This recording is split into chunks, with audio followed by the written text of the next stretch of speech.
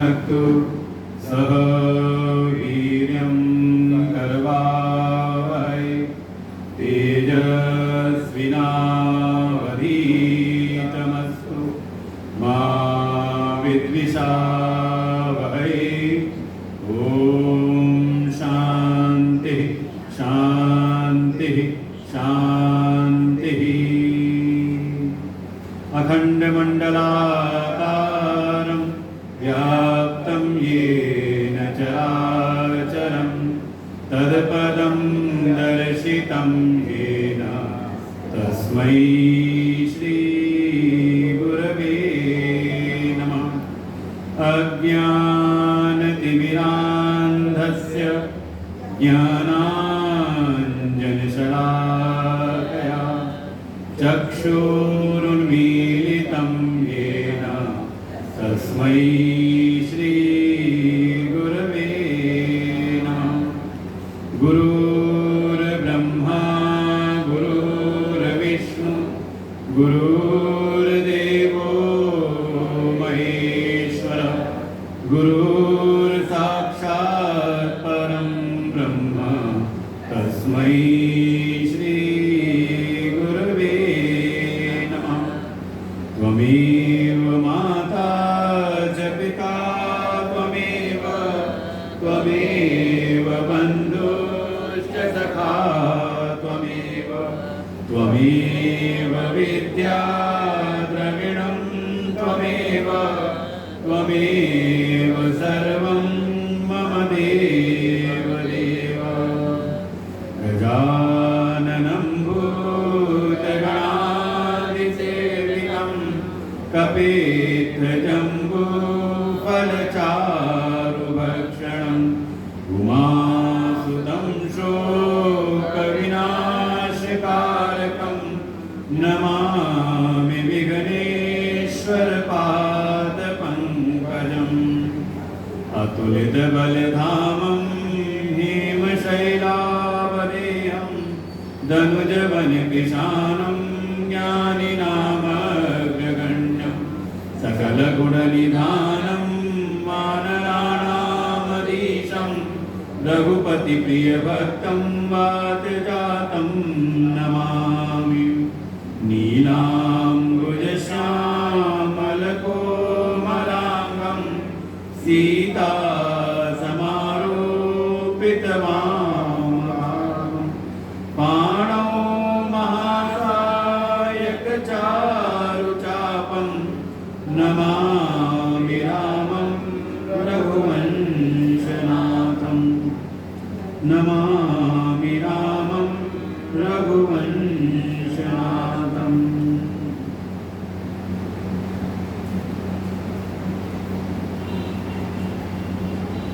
आनंद कंद सच्चिदानंद परमपिता परमेश्वर भगवान श्री राम जी चंद्र जी के चरणों में कोट शरण। परमात्मा के अभिन्न स्वरूप प्रातः स्मरणीय परम सत्य परम वंदनीय अनंत श्री भूषित सद्गुरुदेव भगवान के चरणों में कोट नमन। उपस्थित संत वृंद समर्थ भगवत भक्त श्रद्धा भक्ति स्वरूपी मातृशक्ति सबको हृदय से नमन वंदन। पावन यह श्रावण मास और अवसर है गोस्वामी तुलसीदास जयंती, जिसके उपलक्ष्य में गत कई वर्षों से हमारे प्रियांक जी श्री रामचरितमानस का स्वाध्याय सत्संग का आयोजन करते रहते हैं। इस बार आपके सहयोग में आभा मानव मंदिर के संस्थापक हैं अग्रवाल जी, उनका भी आज इस बार अच्छा सहयोग रहा। और प्रियांक जी का मन था कि आप लोग के बीच में इस बार ये चर्चा की जाए। गत वर्षों से कई बार स्थान बदलते रहे, पहले कई बार गायत्री शक्तिपीठ में हुआ, उसके बाद परशुराम मंदिर हो गया, फिर लक्ष्मी नारायण मंदिर में भी कई जगह स्थान होते रहे।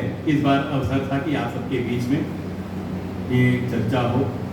और जैसा मुझे स्मरण है, जब पहली बार का सत्र रखा था तो हमने प्रारंभ के जो मंगलाचरण के श्लोक हैं 7 श्लोक, उन पर चर्चा की एक एक श्लोक पर।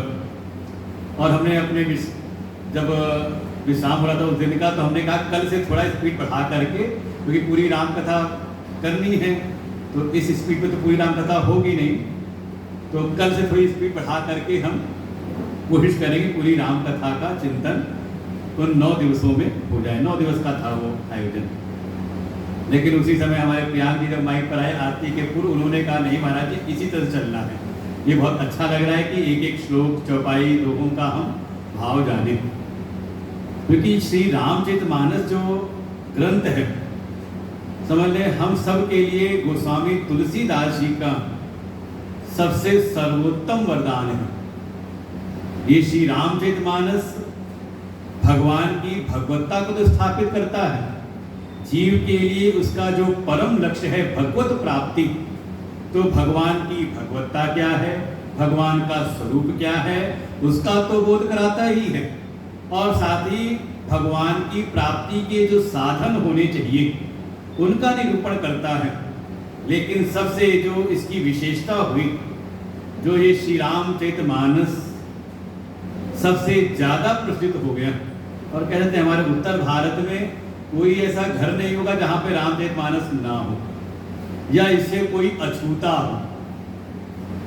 एक आध चौपाई तो मुझे लगता है कि यहाँ पे जितने लोग बैठे हैं सबको कोई ना कोई चौपाई तो जरूर याद होगी, कुछ नहीं तो मंगल भवन मंगलहारी द्रवंश दशरथ अजर बिहारी, कोई ना कोई चौपाई तो आप स्मरण में होगा ही। चाहे कोई बहुत विद्वान हो, बहुत इंटेलेक्चुअल क्लास का हो, वो भी इस रामचरितमानस से अछूता नहीं रहा, और कोई बिल्कुल निपट हो, गंवार, बहुत स्कूल विद्यालय इत्यादि ना भी गया हो, अपना जैसे भी जीवन चल रहा हो, वो भी रामचरितमानस की 2-4 चौपाई तो आपको सुनाई देगा। और गोस्वामी जी कह भी देते हैं कैसी महिमा है रामचरितमानस की, कि बुध विश्राम सकल जन रंजनी, कि एक सामान्य जन का ये रंजन तो करती है, उनको भी आनंद देती है, उनके मन को भी लुभाती है, और साथ ही जो बुद्ध जन है, परम विद्वान, जो बोध को प्राप्त हो चुके हैं, ऐसे श्रोत्रिय ब्रह्मनिष्ठ परम विद्वान अद्वितीय विद्वान जो हैं, वो भी रामचरितमानस से अछूते नहीं। वो भी जब रामचरितमानस में आते हैं, प्रवेश करते, तो उनको भी परम विश्राम मिलता है, कि जो हमने उपनिषद, श्रीमद् भगवद गीता इत्यादि जो शास्त्रों में हमने जो अध्ययन किया, अनुभव किया, वही तत्व श्री रामचरितमानस में भी उनको प्राप्त होता है कथानकों के माध्यम से। तो ऐसी श्री रामचरितमानस, और समझ लें वर्तमान में जो एक आपको दिखाई देगा समाज में जो कहीं ना कहीं गिरावट है, पतन है, उसका कारण यही कि धीरे धीरे समाज में रामचरितमानस का अनुशीलन कम हो गया। यहाँ जितने सब बैठे हो सब अपने युवावस्था की या बचपन की बात याद करें, तो घर में जो दादी रही होंगी या कभी ननिहाल गए, दादी नानी जब उनके संपर्क में रहे, तो आपको अनुभव होगा, वो या तो खुद पढ़ रही होंगी रामचरितमानस का पाठ कर रही होंगी या बच्चों से करवाती थी। एक अनुशीलन था जीवन में कि घर में रामचरितमानस का पाठ होता था, और उसका प्रभाव कि समाज मानवीय जो जीवन मूल्य के, जो श्रेष्ठ मानवीय जीवन मूल्य हैं, उनसे परिपूर्ण रहता था। कारण था ये श्री रामचरितमानस के अंतर्गत भगवान की भगवत्ता, उसकी प्राप्ति के साधन का निरूपण तो है, साथ ही साथ हमारा जीवन कैसा हो, जिसे आप कह सकते हो जीवन जीने की कला। वर्तमान समय में अगर सबसे कोई सरल सहज मानव जीवन के आदर्श जीवन मूल्यों का कोई स्रोत है, तो है श्री रामचरितमानस। और ऐसा विद्वज्जनों से श्रवण किया कि जो श्री रामचरितमानस की रचना की गोस्वामी जी ने, तो इसका जो नामकरण किया, और जब नाम लिखा तो उसको सीधे एक पंक्ति में नहीं लिखा श्री रामचरितमानस, सीधे नहीं लिखा, बल्कि इसको सीढ़ी नुमा लिखा। जैसे लिखा पहले पंक्ति में श्री राम, जहां म अक्षर विश्राम लिया, उसके ठीक नीचे लिखा च और लिखा चरित, और जहां त समाप्त हुआ बिल्कुल त के नीचे लिखा म मानस। जैसे गोस्वामी जी का स्पष्ट संकेत है कि जीवन का परम लक्ष्य तो है श्री राम, परम तत्व परमात्मा श्री राम ही जीवन का परम लक्ष्य है। और ऐसे गोस्वामी जी मानस में खुद कह देते हैं कि इस श्री रामचरितमानस के परम प्रतिपाद्य कौन है, तो कहते जहि वह आदि मध्य अवसाना प्रभु प्रतिपाद्य राम भगवाना। इसके परम प्रतिपाद्य हैं प्रभु श्री राम, कि वास्तव में राम कौन है जानते होंगे आप सब तो। लेकिन यहाँ के जो कुछ जिज्ञासु हैं इस श्री रामचरितमानस के, कौन कौन, कोई है भरद्वाज ऋषि, भरद्वाज मुनि वही प्रयागा रहते हैं प्रयागराज में, तिनहि राम पद अति अनुरागा, भगवान राम की भक्ति में लगे हुए हैं, सम दम सारे गुणों से भरपूर हैं। लेकिन जब उनको याज्ञवल्क ऋषि मिले, उनको एक समय माघ मेले के उपरांत, तो उन्होंने जब वो जा रहे थे तो उनको रोक लिया, उनके चरण सेवा की और बैठा करके उनसे पूछा, क्या पूछा कि राम कौन है। आश्चर्य नहीं हो रहा, राम कवन मैं पूछूं तो ही। कभी शास्त्रों को इस दृष्टि से चिंतन करें कि जिसका परिचय दे रहे कि जो राम जी की भक्ति में लगे हुए हैं, तिनहि राम पद अति अनुरागा, राम जी के चरणों में, राम जी की भक्ति में परम अनुराग उनका है। लेकिन याज्ञवल्क ऋषि मिले तो उनसे पूछते क्या हैं, राम कवन मैं पूछूं तो ही, कि राम कौन है। अब आपसे पूछे राम कौन है, आप जानते हो। फिर प्रसंग आएगा जो इस बार का प्रसंग हमारा है, सती और शिव जी का जो प्रसंग आता है उसी कथा के अंतर्गत। सती जी के मन में भी यही हुआ, जब उन्होंने देखा राम जी को लीला करते हुए, भगवान शिव ने उनको प्रणाम कर लिया, जय सच्चिदानंद जग पावन अस कई चले मनोज रसावन। भगवान शिव ने देखा लीला करते हुए त्रेता युग में, उन्होंने प्रणाम कर लिया कि सच्चिदानंद ब्रह्म है ये। लेकिन सती जी के मन में हो गया संदेह कि अगर ये सच्चिदानंद है तो ये फिर रो क्यों रही है। जो नृप तनयत ब्रह्म किमी नारी विरह मति भोरी।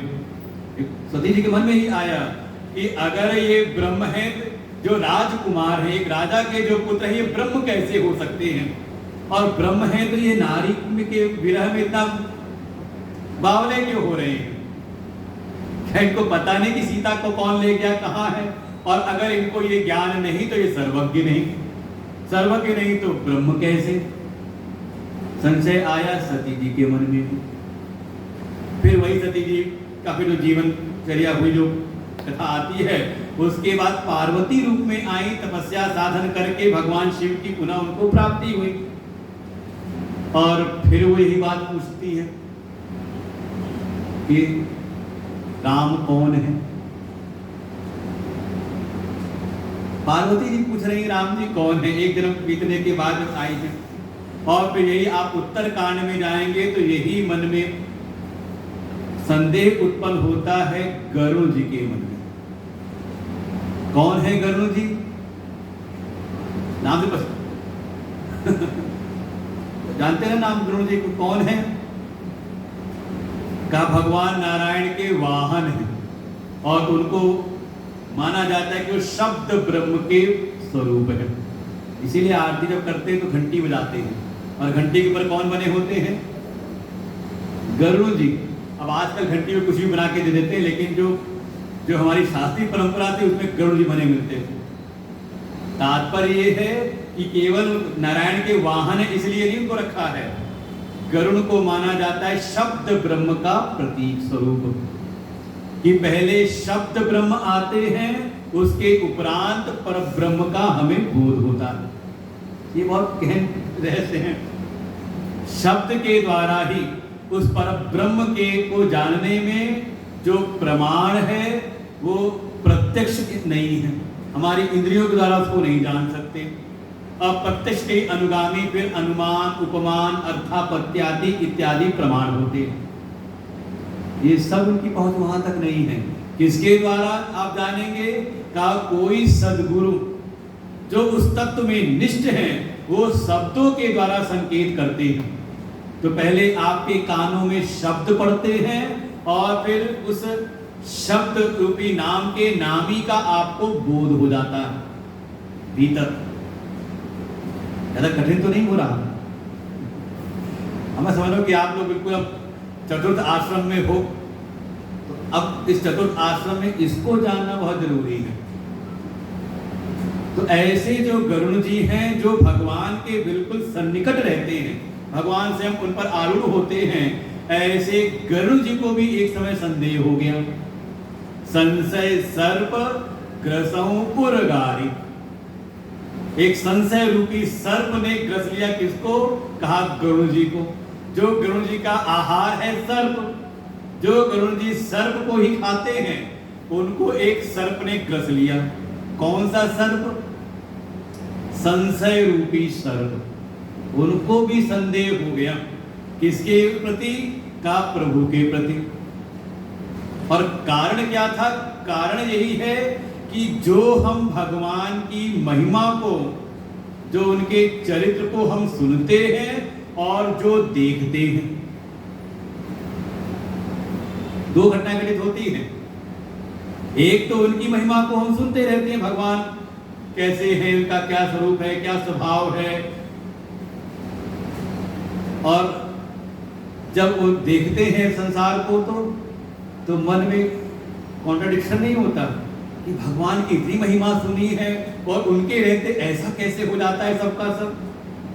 तो ऐसे ही तीनों के भीतर यही बात है कि देखिए चरित्र महिमा सुनत, महिमा सुनते हैं कुछ और जो उनके चरित्रों को हम सुनते हैं वो लगता है कुछ अलग है।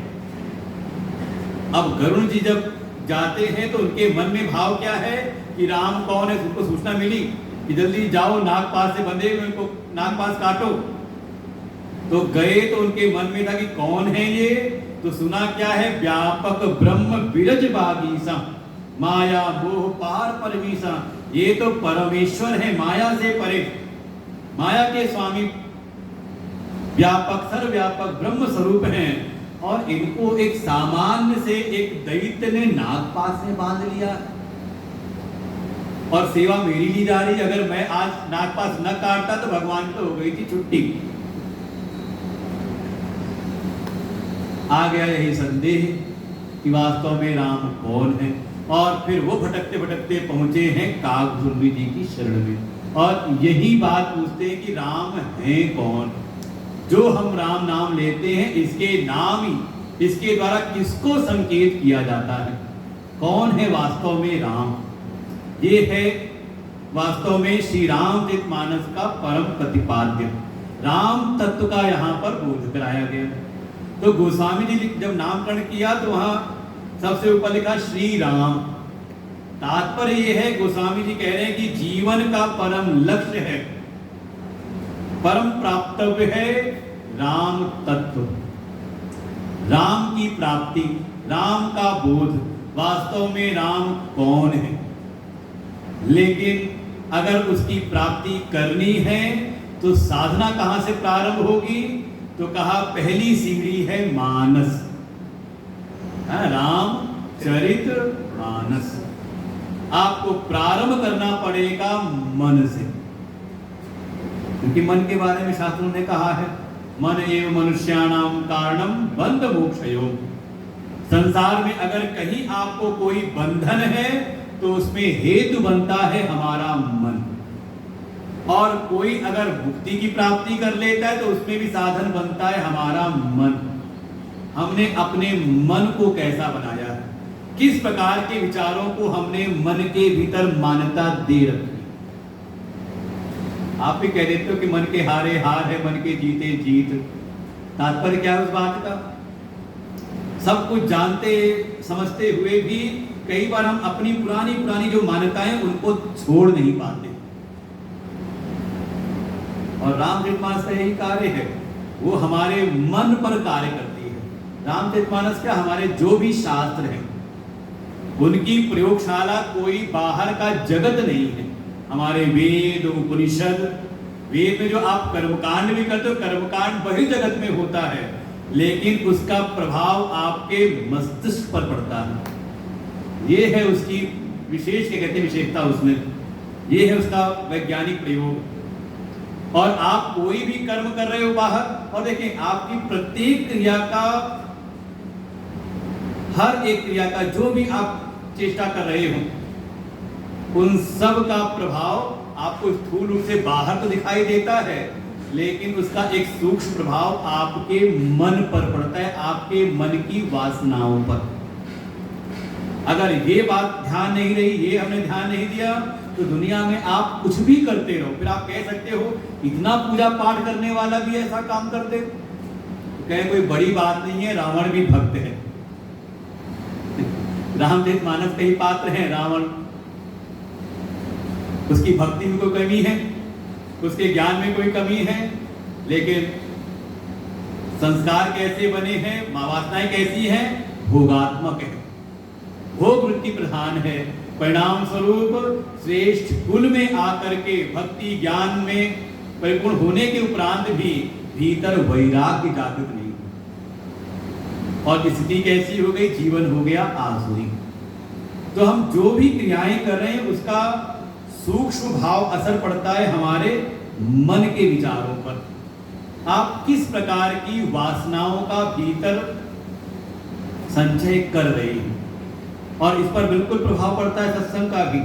आज ही एक चौपाई में ध्यान में आई, कुछ चीजें बताई, ग्रह भेषज, ऐसे 4 चीजें गिनाई वहां पर कि वो बिल्कुल ऐसी हैं। 7वां दोहा है, ग्रह भेषज जल पवन पट पाई कुजोग सुजोग, हो ही कुवस्तु सुवस्तु जग लखाई सुलक्षण लोग। ये 7वां दोहा है, हम लोग पहले अध्ययन कर चुके हैं पूर्व में बालकांड का। कह रहे हैं, गोस्वामी जी कह रहे हैं, देखो व्यवहारिक, इसलिए हमने कहा यहाँ भगवान की भगवत्ता का निरूपण है, तो जीवन का अनुशासन, जीवन व्यवहार पर प्रभाव डालती है रामचरितमानस। तो 4 चीजें गिनाई, कहा ग्रह भेषज जल और पवन। हम पूछें ये अच्छे हैं कि बुरे, ग्रह अच्छा है कि बुरा, कोई ज्योतिष को जानने वाले हो तो हम कहें कोई जो औषधि है वो अच्छी है कि बुरी। जल, बाबू जी बैठ जाओ, पास में भाई, यहाँ पे आके बैठ। जल और पवन ये सुवस्तु है या कुवस्तु है, क्या ये इसका अपने आप निर्भर नहीं करता, ये किसके सुयोग में है या किसके कुयोग में है, किसके संग में है। अच्छा संग है, कोई ग्रह श्रेष्ठ के साथ में, श्रेष्ठ ग्रह के साथ में है, श्रेष्ठ राशि में है, तो कहा वो अच्छा कार्य करता है, और नीच राशि में चला जाए तो उसका फिर परिणाम जीवन में आता है। ऐसी औषधियां भी हैं, किसके साथ, इसलिए कभी आप लोग आयुर्वेद का अगर सेवन करते होंगे तो वहां रहता है कि हाँ इसके साथ क्या खाना क्या नहीं खाना, वहां परहेज पर बहुत ध्यान दिया जाता है। अगर आप ये औषधि ले रहे हैं तो इसके साथ में और भी चीजों का आपको ध्यान देना पड़ेगा। उसके जो अनुकूल चीजों को आप ग्रहण करेंगे तो उसकी शक्ति सामर्थ्य बढ़ जाएगी उस औषधि की।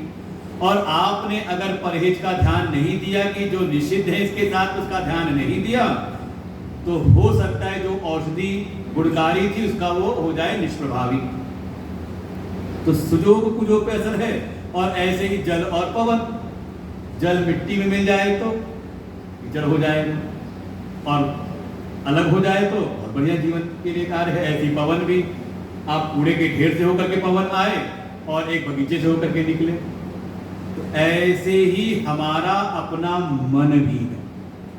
आप मन को सुयोग में लगा रखा है या कुयोग में लगा रखा है, उससे आपके मन की जो वासनाएं हैं उनका फिर निर्माण होता है। आपने सुयोग में लगा दिया, सत्संग में लगा दिया, अच्छे संग में लगा दिया, तो इसमें जो मन की वासनाएं ये सद वासनाओं की ओर आगे बढ़ती है, सुमति बढ़ती है हमारे भीतर। गोस्वामी इस बात को कह देते हैं, सुमति कुमति सबके उर रही, नाथ पुराण निगम अस कहें।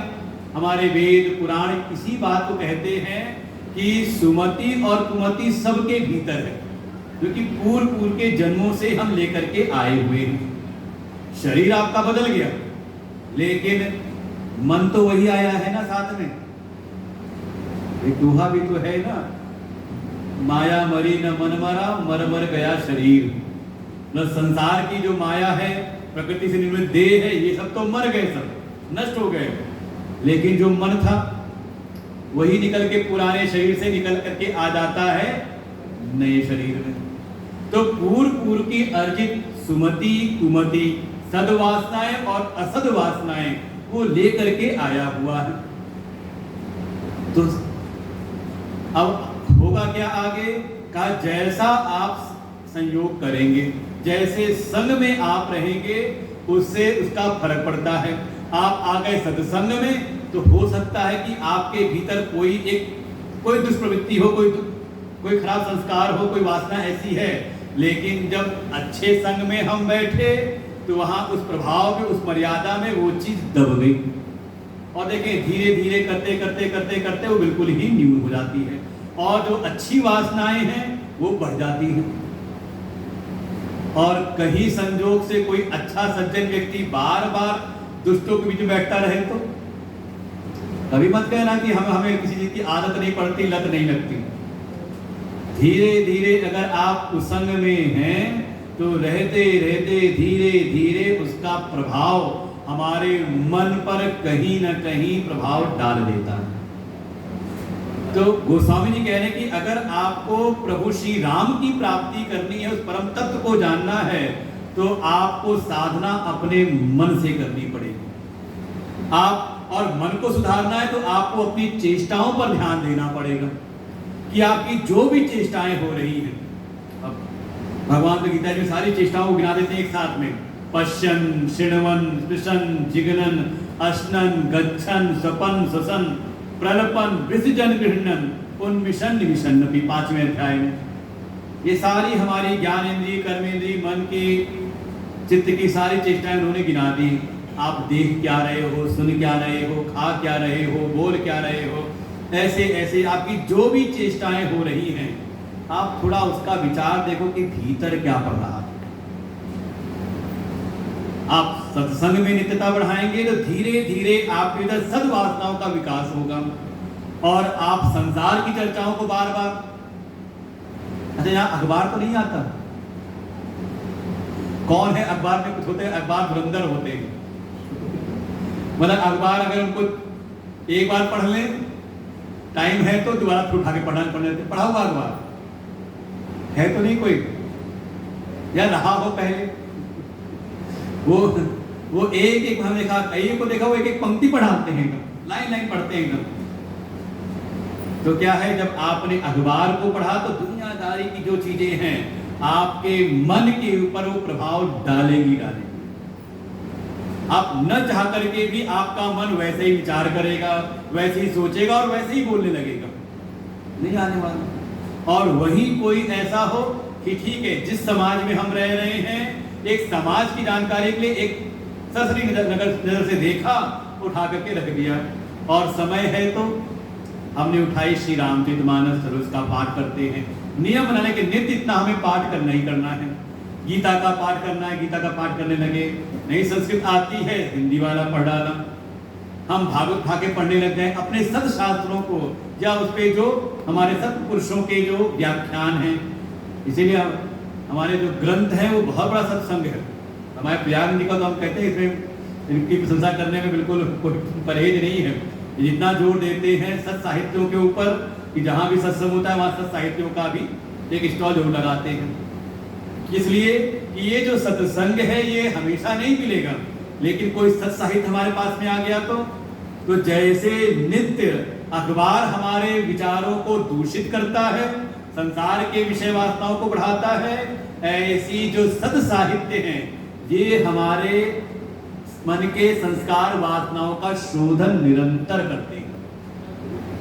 तो हम जो भी अपने जीवन में चेष्टाएं कर रहे हैं, साधनाएं कर रहे हैं, क्रियाएं कर रहे हैं, उनको हल्के में ना लें कि क्या फर्क पड़ता है।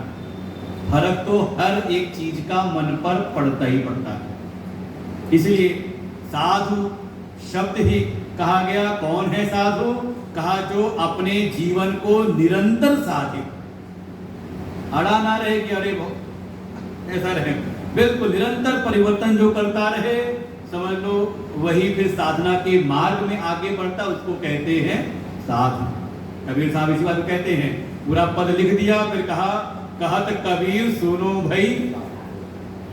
तो साधु को नहीं कह रहे हैं, हाँ वो कह रहे हैं कि भैया इसको सुनो और अपने जीवन को साधो, अब अर्थात अपने जीवन में इसको लेकर के भी आओ, क्योंकि ये पहली सीढ़ी है। ना वृतो दुश्चरिता न शांतो न समाहितः न शांत मानसो वापी प्रज्ञानेन वाप्नुयात्। हमारी श्रुति भगवती कहती है केवल बुद्धि के बल से आप उस परम तत्व की प्राप्ति नहीं कर सकते। कि कोई कहे कि हाँ हम कुछ खूब पढ़ डालेंगे, खूब सुन डालेंगे, खूब प्रवचन कर डालेंगे, श्रुति भगवती कहती है बिल्कुल नायम आत्मा प्रवचने लभ्यो, उस परम तत्व की प्राप्ति केवल प्रज्ञा के बल पर नहीं होगी अगर उसका प्रभाव हमारे मनस पटल पर नहीं आ रहा, समझे? इसलिए पहला ही स्टेप है मानस। और देखिए जब किसी का की साधना के द्वारा कोई अपने मनस पटल को जब शुद्ध रखता है, समझे, इसको बिल्कुल वैसे आपको पालना होता है जैसे कोई दंपति अपनी कन्या का पालन पोषण करते हैं। इससे सटीक दृष्टांत नहीं मिल सकता। आप अपने किया होगा, कन्या है तो क्या करते हैं, उसको अच्छे संस्कार देते हैं, अच्छी शिक्षा, अच्छी विद्या के लिए आप सारे प्रयास करते हैं, और साथ ही बहुत सजग रहते हैं। किस चीज के लिए? किसी की कुदृष्टि उस पर ना पड़े। लड़कों के प्रति नहीं, बेटों के प्रति इतना सजग नहीं रहते, ध्यान रहता है, लेकिन कन्या के प्रति ज्यादा सजगता ज्यादा रहती है ना, विशेष सजगता रहती है। हल्का सा कुछ लगे हिंट तो सावधान हो जाते हैं, होते कि नहीं? तो संतों ने कहा ऐसे ही अपने मन के प्रति। भागवत जी में तो भीष्म पितामह ने भगवान से स्तुति करते यही कहा कि मैंने बड़े सावधानी पूर्वक अपने मस्तिष्क का मैंने पोषण किया है, पालन पोषण किया है, और अब मैं इसको आपको समर्पित करना चाहता हूं। और जो आप उपासना करते थे, उपासना करते थे भगवान कुछ अर्पण करते हैं ना, क्या है ये? पुष्प, पुष्प अर्पण करते हैं ना, सुगंधित सुवास, अच्छी वासनाओं से युक्त। इसी पुष्प का एक नाम है पर्यायवाची, सुमन है। तो भगवान को पुष्प अर्पण करने का, अच्छा देखो कौन सा पुष्प अर्पण करते हो? बासी फूल चढ़ाते हो आप? तो रखा हो फूल चढ़ाना निषिद्ध है। हाँ, माली के यहाँ रखा हुआ हो, वहां से लाए हो तो बात अलग है। कैसा हो? पुष्प ताजा हो और थोड़ा सुवासित हो, अच्छी सुगंध वाला हो, उसको हम अर्पण करते हैं। तो वैसे ही कहा सुमन अर्पण करना है, तात्पर्य कि बाहर तो हम ये अर्पण कर रहे हैं, लेकिन भीतर भाव हो कि पहले अपनी साधनाएं, अपनी श्रेष्ठ चेष्टाओं, क्रियाओं के द्वारा अपने मन को हम सुसंस्कृत करें, सुमन बनाएं, और फिर उसको भगवान को अर्पण करें। तो हमारी साधना चेष्टाओं के द्वारा हमारा मन सुमन हुआ कि नहीं हुआ, वो बताता है अगली सीढ़ी, जिसका नाम है चरित्र।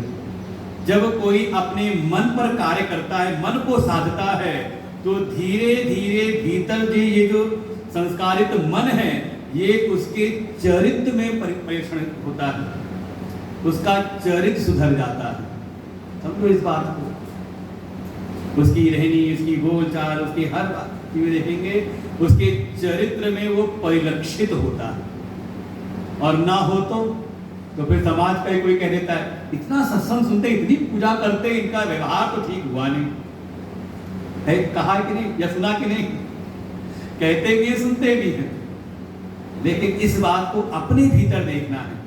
हम तो यहाँ कह सकते हैं कि समय बहुत कम है, ज्यादा नहीं है, और इसी जीवन में आप अपना परम कल्याण कर सकते हो।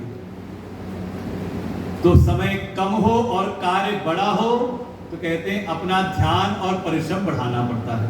है कि नहीं? सब अनुभवी लोग हैं, अपने जीवन के हर क्षेत्र से आए हुए लोग यहाँ पर हैं और सब वयोवृद्ध हैं और कोई आश्चर्य की बात नहीं है।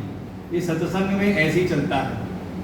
इसी रामचरितमानस में ही जब गरुड़ जी गए ना कागभुसुंडी जी के पास में, तो अब कागभुसुंडी जी का रंग कैसा रहा होगा? कागभुसुंडी समझ रहे हैं ना, कौओं में श्रेष्ठ। तो कौआ किस रंग का होगा? काला। उनके बाल कैसे होंगे? काले। और जब गरुड़ जी गए नीलगिरी पर्वत पर, जब देखा वहां सत्संग प्रवचन कथा चल रही थी, तो वक्ता है कागभुसुंडी जी और सामने श्रोता कौन है? तो भगवान शिव भी कहते हैं जब मैं जाता हूं वहां तो हंस बन करके जाके कथा सुनता हूं। तो वहां वर्णन आता है वृद्ध वृद्ध विहंग तह आए, सारे वहां हंस के रूप में बैठे हुए हैं। हंस का रंग कैसा है? श्वेत सफेद। देख के कहा कौन है सामने, मतलब सुनाने वाला तो वो तो बिल्कुल युवा अवस्था वाला है और सुनने वाले कौन है? हमारे एक आ गए काले बाल वाला, मैं देख के लग रहा है आगे युवा अवस्था के लेकिन जाकर सत्संग देखें तो वहां वृद्ध वृद्ध विहंगी ही आते हैं, क्योंकि युवा अवस्था में जवानी में तो जोश होता है, अर्थ काम की अवस्था में ही मन लगा रहता है, धर्म अर्थ काम इन तीन चीज में लगा रहता है। हाँ, एक अवस्था ढलने के बाद तब लगता है कि हाँ अब मोक्ष के लिए भी कार्य करना चाहिए। तो बिल्कुल आप सब हो तो समझ लो अब चतुर्थ श्रेणी में ही हैं। अब एक ही लक्ष्य होना चाहिए कि अब ठीक है, जो भगवान के पास जो जरूरी आवश्यकताएं थी वो मिल रही हैं, अब पूरा ध्यान किधर हो?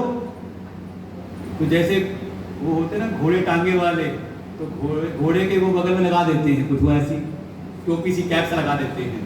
तो हमें लगता है शायद ऐसी कैप हम लोग को भी दिमाग पर लगा लेनी चाहिए कि अब केवल अब इधर उधर ज्यादा नहीं, कौन क्या कर रहा है, कैसे कर रहा है, क्या हो रहा है, नहीं, अपने पर बिल्कुल माइंड फोकस हो कि अपने मन को देखें कि हमारे मन के संस्कार कैसे हो रहे हैं।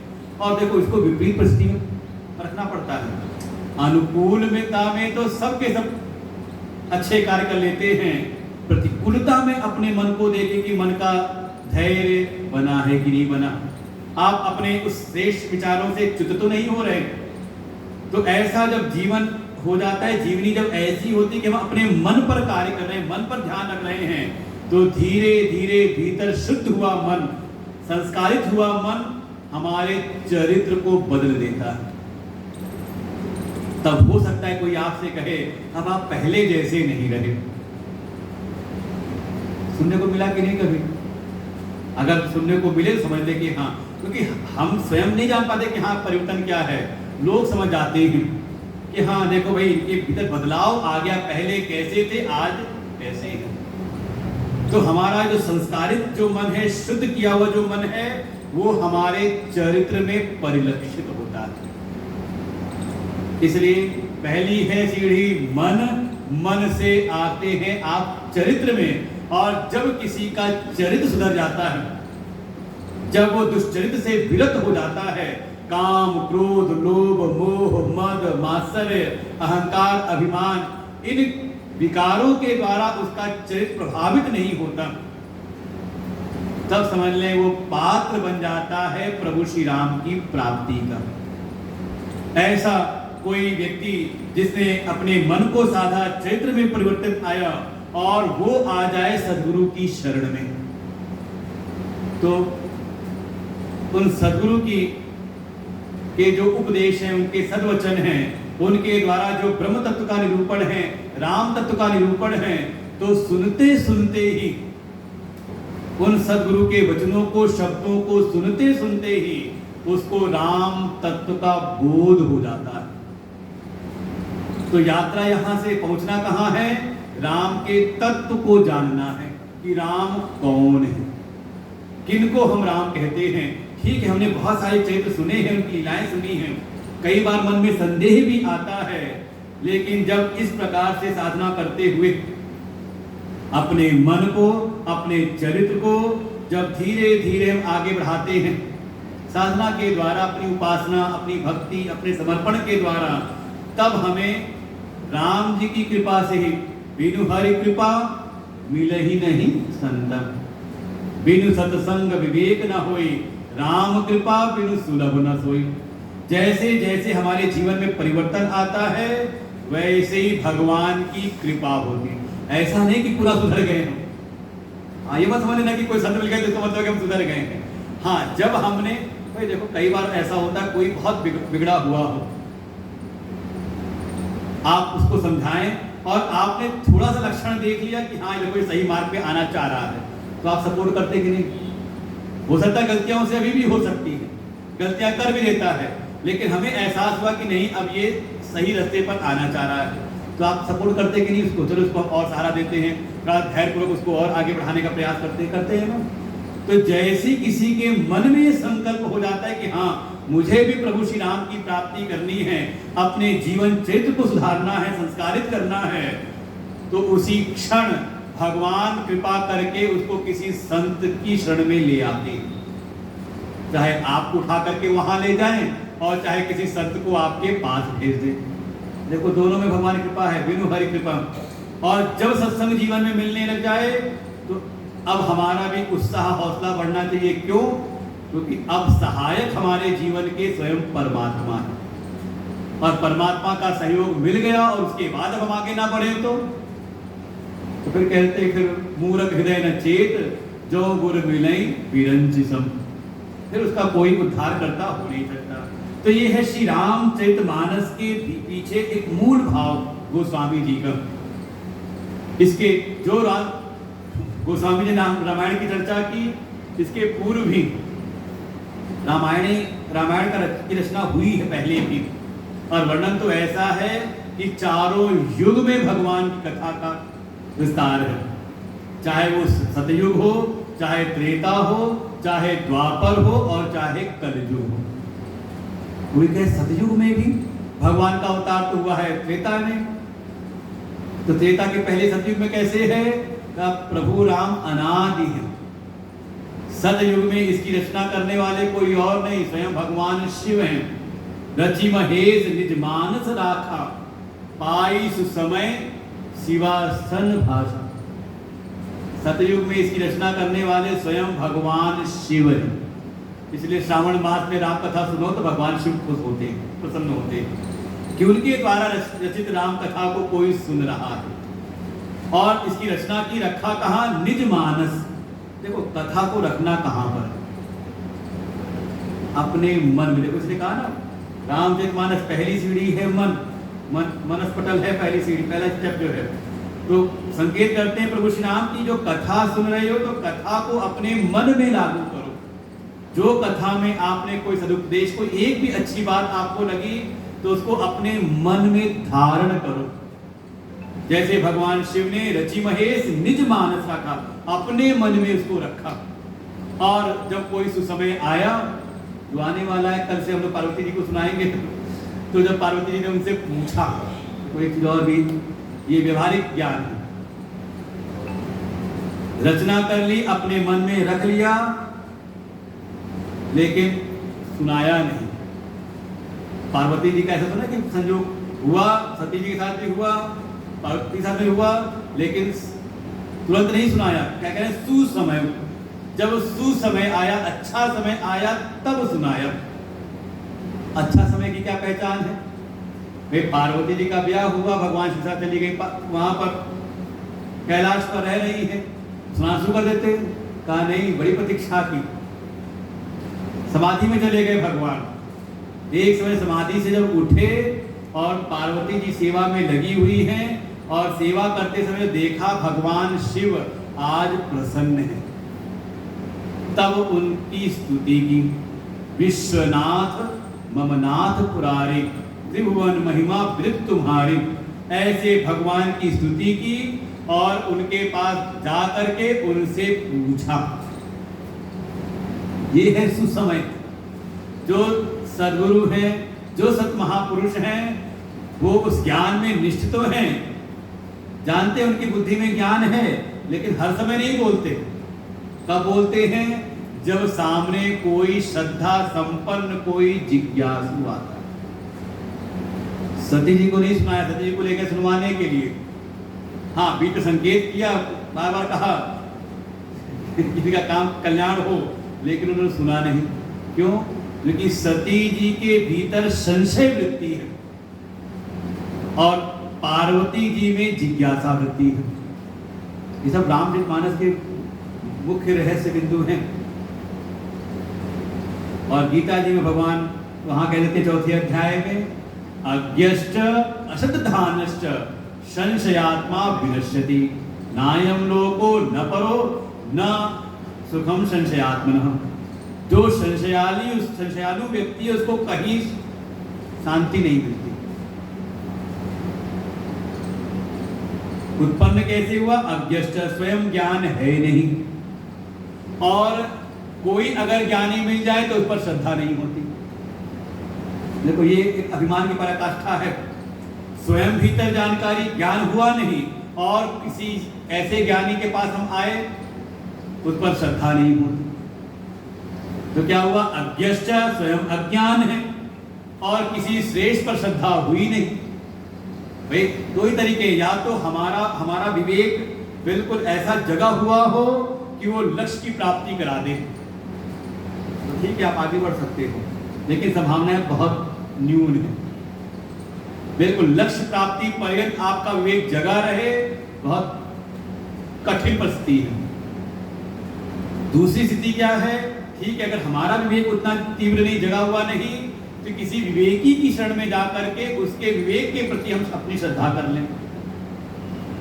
देखो, जीवन में हम सब करते हैं, ऐसा नहीं कि व्यवहार में नहीं होता।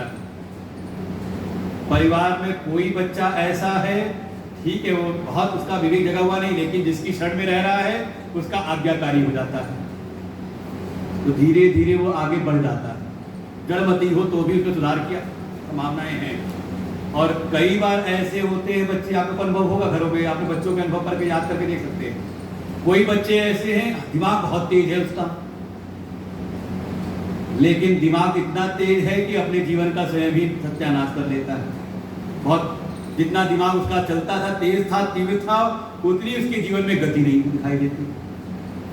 कारण क्या है? किसी की बात को मानने को तैयार नहीं। देखा, समाज को आप देखेंगे दोनों तरह के दिखाई देंगे, परिवार में, समाज में ऐसे दिखाई देते हैं। तो अगर अपने विवेक का बल है तो थोड़ा लक्ष्य पर्यवसायी होना चाहिए, लक्ष्य तक पहुंचाने वाला हो। और हमारे गोस्वामी जी की तो ऐसे चौपाइयां आती है कि वो तो कह देते हैं, निज बुद्धि बल भरोस मोहि नाही, ताते विनय करऊं सब पाही। सातवें के आसपास में, ये सातवें के बाद में है ये दोहा। ये कुछ चौपाइयां ऐसी है कि इसको चित्त में अंडरलाइन करके नोट कर लेनी चाहिए। आप समझे, गोस्वामी जी, उनकी विद्वत्ता में कोई संशय, ऐसा ग्रंथ की रचना करने वाले जो जगत विख्यात हो गए अवधी भाषा में। नहीं तो विद्वानों की भाषा थी संस्कृत, और उस समय उन्होंने इसकी रचना की, और उस समय के जो विद्वान लोग थे उनके बीच में प्रचलित हो गया, विख्याति हो गई इसकी, और आज तक चली आ रही है।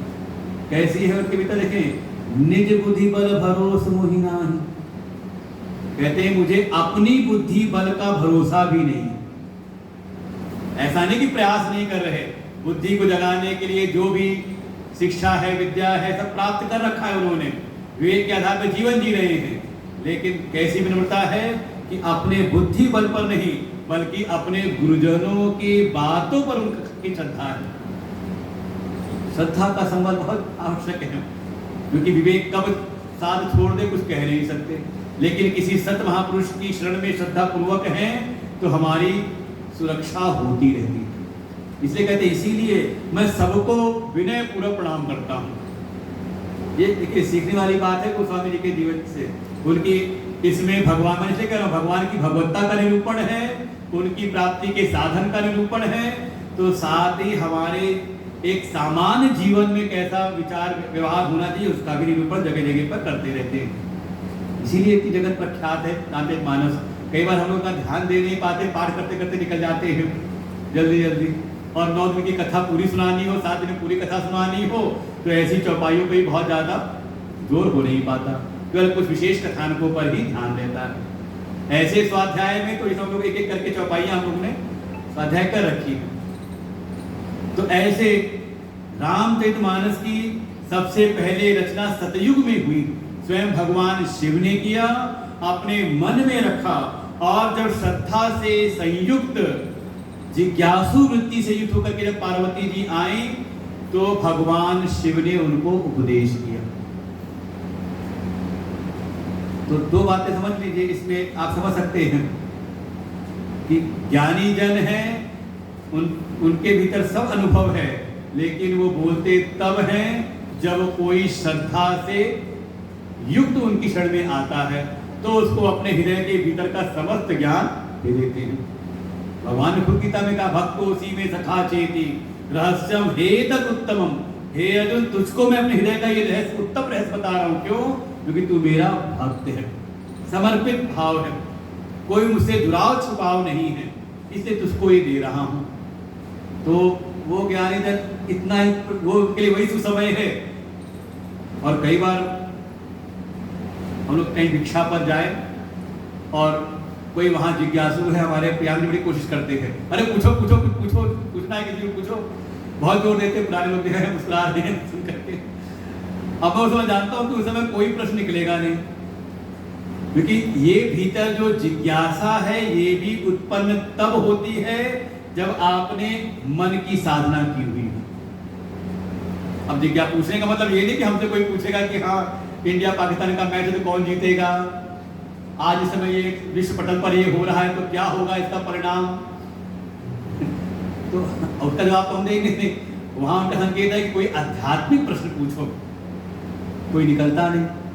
हाँ, उन्हीं बीच में कई बार होता है कि ये ना भी कहें, कोई ना कोई पूछ लेता है पहले से ही, तो समझ में आता है कि इनकी साधना है, कमाई है साधना का, वो पुट है। तो ये, क्योंकि जब ये मन हमारा शुद्ध होता है साधना के द्वारा, चैत सुधरता है, तब ऐसे शुद्ध अंतःकरण में ही ये आध्यात्मिक जिज्ञासाएं प्रकट होती हैं। वो पूरा प्रसंग है इसमें, सती जी से, सती जी हैं संशय वृत्ति और पार्वती जी हैं जिज्ञासा वृत्ति, हैं वही, लेकिन यात्रा कैसी है। सती से पार्वती जी का पूरा लंबा प्रसंग है। सती जी ने पूछा नहीं कभी, स्वयं भगवान शिव लेके गए सत्संग सुनवाने कुंभ ऋषि के पास में। एक बार तेता जुगमाही शंभु गए कुंभ ऋषि पाही, संग सती जग जननी भवानी। साथ में सती जी हैं, लेकर के गए वहां अगस्त्य ऋषि के पास में सुनवाने के लिए। भगवान शिव ने पूछा और भगवान को सुनाया अगस्त्य ऋषि ने, और वर्णन किया सुनी महेश परम सुकुमारी। भगवान शिव ने पूछा, उन्होंने सुनाया, इन्होंने सुना, बड़े प्रसन्न हुए। कहीं वर्णन नहीं दिया कि सती जी ने सुना हो। और जब गए वहां से, उसके बाद वो सारी घटनाएं हुई, भगवान शिव ने देख के प्रणाम किया, लेकिन सती जी के मन में आ गया संशय, पूछती वहां पर भी नहीं। भगवान शिव अंतर्यामी हैं, तो जान के हृदय की भाव को जान करके बताने का प्रयास करते हैं कि जिनकी कथा तुमने सुनी, जिनका मैं नाम जपता हूं, जिनके बारे में महिमा गाता हूं, वही ये राम है। लेकिन संशय भीतर उत्पन्न हुआ है तो स्वीकृति नहीं है। देखो अंतर है, संशय और जिज्ञासा दोनों देखने में एक जैसी लगती है कि कोई संदेह आया तो हमने पूछा, और किसी से जिज्ञासा उत्पन्न हुई तो उसने भी पूछा। तो अंतर क्या है? कहा जब तक संशय संदेह की वृत्ति है तो उसमें नकारने की भावना बनी रहती, स्वीकृति नहीं होती। देखा था, एक सुना और स्वीकार कर लिया, ऊपर से भले स्वीकार कर ले, भीतर स्वीकृति नहीं होती, ये है संशय वृत्ति। लेकिन साधना के परिणाम से जब भीतर जिज्ञासा उत्पन्न होती है तो वो जिज्ञासा श्रद्धा से युक्त होती है और उसमें स्वीकृति की भावना, जैसा सुना उसको उसमें हमने स्वीकार कर लिया और बाद में चिंतन करते हुए उसको जीव भीतर हम धारण करते हैं। इसलिए बहुत सुंदर प्रसंग है वो। तो एक तो ये हुई कि अपने स्तर पे देखें, साधक के स्तर पर अगर हम साधना के मार्ग में हैं तो जब तक आप श्रद्धा से युक्त नहीं होंगे, परिपूर्ण नहीं होंगे, तब तक आप बड़े से बड़े सत महापुरुषों की शरण में भी रहें, आपका वहां सब व्यर्थ हो जाता है। और दूसरी दृष्टि यह है कि अगर आप सिद्ध हो जाओ, आपको किसी चीज की समझ हो जाए, ज्ञान हो जाए, तो तुरंत अपना ज्ञान मत बघारा करो, प्रतीक्षा क्या करो, किसकी? सुसमय की। समझ आएगी? नहीं तो थोड़ा सा हमने जाना और पकड़ लिया, अरे तो मैं बताता हूँ अभी, वो आपका उपदेश, आपका जो वाचन है वो निरर्थक हो जाएगा। क्यों? क्योंकि सामने वाला श्रद्धालु नहीं है, जिज्ञासु नहीं है, तो आपका कहा हुआ एक प्रकार से निष्फल है। तो दोनों बातें हैं, साधक की दृष्टि में है, किसी सत्पुरुष के भीतर साथ संग में है, तो श्रद्धा से परिपूर्ण अपनी श्रद्धा वृत्ति को प्रगाढ़ करें, जिससे कि जो हमें सुने उसको स्वीकार करके अपने जीवन को हम परिवर्तित कर लें। और ज्ञान हो जाए तो सुसमय की, क्योंकि भगवान शिव ने सुनाया बहुत है, यद्यपि कहूं शिव 12 ही 12, बार बार उन्होंने समझाया, लेकिन सती जी के हृदय में उपदेश ग्रहण नहीं हुआ। कारण है वो संशय वृत्ति, संदेह की वृत्ति है प्रगाढ़ रूप में। हाँ, साधना आगे की तो तात्पर्य था सतयुग में स्वयं भगवान शिव ने रचना की। उसके बाद आया त्रेता युग। त्रेता युग में भगवान श्री राम के चरित्र की रचना करने वाले हैं वाल्मीकि ऋषि, और उन्होंने जो रचना की उसको लिपिबद्ध किया, और वो आज भी उपलब्ध है संस्कृत वाङ्मय में वाल्मीकि रामायण के नाम से। और देखें, बड़ा विचार करना पड़ता है कई चीजों के लिए। कई आप कथानकों को अगर विचार करें, उनकी ऐतिहासिक रूप से अगर आप चिंतन करें, तो रामचरितमानस प्रमाणिक ग्रंथ नहीं। ऐतिहासिक घटना के रूप में, इतिहास रूप में अगर आपको जानना है रामचरित्र को, तो उसके लिए प्रमाणिक ग्रंथ है वाल्मीकि रामायण। उसके कई सारे हेतु आप समझ सकते हैं। एक तो रचनाकार जो वाल्मीकि जी हैं वो उनके समकालीन हैं, और रचना करने के बाद इन्होंने सुनाया किसको? जैसे भगवान शिव ने सुनाया पार्वती जी को, ऐसे ही वाल्मीकि जी ने किसको पढ़ाया रामायण? भगवान के जो दो पुत्र थे लव और कुश, जब सीता जी जब गई थी निष्कासन के बाद आश्रम में रहने लगी वाल्मीकि ऋषि के, तो उन्हीं दोनों बालकों को पढ़ाया सिखाया, लव और कुश को। और वो लव और कुश उसका गायन करते थे समाज में जाकर के, और कहीं जब अयोध्या में गायन किया, लोगों ने सुना इतनी सुंदर कथा, तो उनको लेके गए भगवान श्री राम के दरबार में, उनकी राजसभा में, यहाँ पर वाचन करो, यहाँ पर गाओ। मान लो अगर लव कुश ने गायन किया हो, वहां कर रहे हैं, और उसमें कोई ऐतिहासिक घटना में हेर फेर होता, तो भगवान श्री राम कहते तो गलत सुना रहे हो, या उसके समय के जो लोग थे कहते थे ये तुमने कहां से सीखा, ये तो बिल्कुल गलत है कि नहीं? तो इसलिए ऐतिहासिक दृष्टि से अगर आपको ऐतिहासिक घटनाओं को चिंतन करना हो, तो उसके लिए वाल्मीकि रामायण त्रेता युग में रचना की स्वयं वाल्मीकि ऋषि ने। और देखिए उनका भी जीवन आप देखें कैसा जीवन है। वाल्मीकि के बारे में पता है ना कौन थे? रत्नाकर नाम का उनका, रत्नाकर नाम के डाकू थे, और कोई हल्के फुल्के नहीं, खूंखार डाकू थे, जिनके जीवन में केवल मार काट लूट पाट यही जीवन का उनका बिल्कुल व्यसन था। उनका कोई परहेज नहीं मार काट करने में। लेकिन कृपा हो गई एक संत की, देवर्षि नारद। फंस गए देवर्षि नारद उनके चंगुल में, और फिर जो हृदय परिवर्तन हुआ, समझ में आया, उनका विवेक जगा उनकी बातों से, जो उन्होंने कहा कि जाकर के इतना पाप करते हो, इसको पता तो करो कि इस पाप का भागीदार कौन होगा। तो उसको लगता है कि मैं जो करता हूँ परिवार के लिए करता हूँ, तो पूरा परिवार सहभागी होगा। देवर्षि ने कहा जाके पता तो कर लो। तो उन्होंने कहा अच्छा, मैं यहाँ तुमको छोड़ के जाऊं और तुम यहाँ से फरार हो जाओ। तो देवर्षि नारद ने कहा अरे जाते समय मुझको बांध दो ना इसी पेड़ से। मतलब किसी का उद्धार करने के लिए संत जो होते हैं वो बंधन भी स्वीकार कर लेते हैं। देखो ये है उनकी उदारता, उनकी सरलता। और फिर वो सब घटना हुई, जाकर के पूछा, सबने मना कर दिया, हम क्यों भागीदार होंगे, भाई तुम्हारा कर्तव्य है परिवार का पालन पोषण करना। माता पिता ने कह दिया हम क्यों होंगे भागीदार, पत्नी तक ने मना कर दिया हम क्यों होंगे भागीदार। तब बुद्धि विवेक जगा और आए, फिर जिनको बांध के गए थे उनको खोल के उनके चरणों में पड़ जाते हैं। तब देवर्षि नारद ने उनके उद्धार के लिए मंत्र रूप में दिया राम नाम, लेकिन निकलता नहीं। तुलसी पूरब के पाप से हरि चर्चा न सुहाए, मुख से निकले ही ना। देखो खूब होता है ये, अगर भीतर अगर पाप वृत्ति ज्यादा है तो कई बार हम देखते हैं कि कथा उथा में कहीं कीर्तन उर्तन हो तो दो चार ऐसे होते बोलते नहीं, सुनते बोलते हैं, हाँ मुंह से निकलता ही नहीं, शर्म, कहते हैं शर्म आ रही है बोलने में। यहाँ तो किसी को नहीं आती ना राम नाम लेने में, कीर्तन कराने में, लेकिन कई बार बड़ा ऐसे बोलते हैं कि किसी को पता चलता है कि हम भी कीर्तन कर रहे हैं। कई बार लोगों का अनुभव होता है ऐसा कीर्तनों में। कृपा हुई देवर्षि नारद की, उसमें भी युक्ति निकाल दी, समझ के जीवन भर तो मार काट की है, मरा मरा किया है, मार काट कर रखी है, का कोई बात नहीं, उल्टा नाम जप लो। और वो युक्ति से दिया हुआ नाम, उल्टा नाम जपत जग जाना, वाल्मीकि भय ब्रह्म समाना। अब यहाँ पर फिर मन में आता है, उनका उल्टा नाम जब कल्याण हो गया, हम सीधा नाम जपते कल्याण नहीं होता। देखा नाम ले लेते हैं, श्री राम जय राम जय जय राम, श्री राम जय राम जय राम, श्री राम जय राम जय जय राम, श्री राम जय राम जय राम,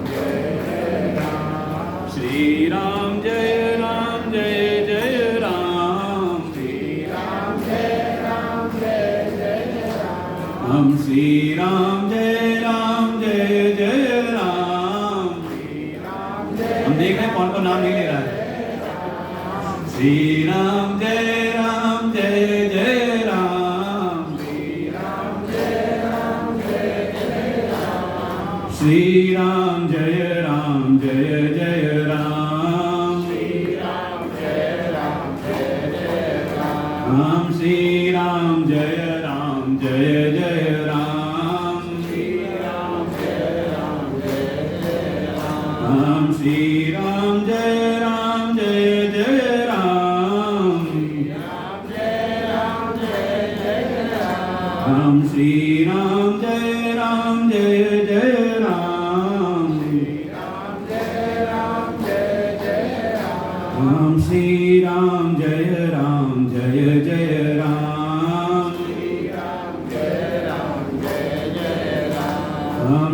श्री राम जय राम जय जय राम, श्री राम जय राम जय जय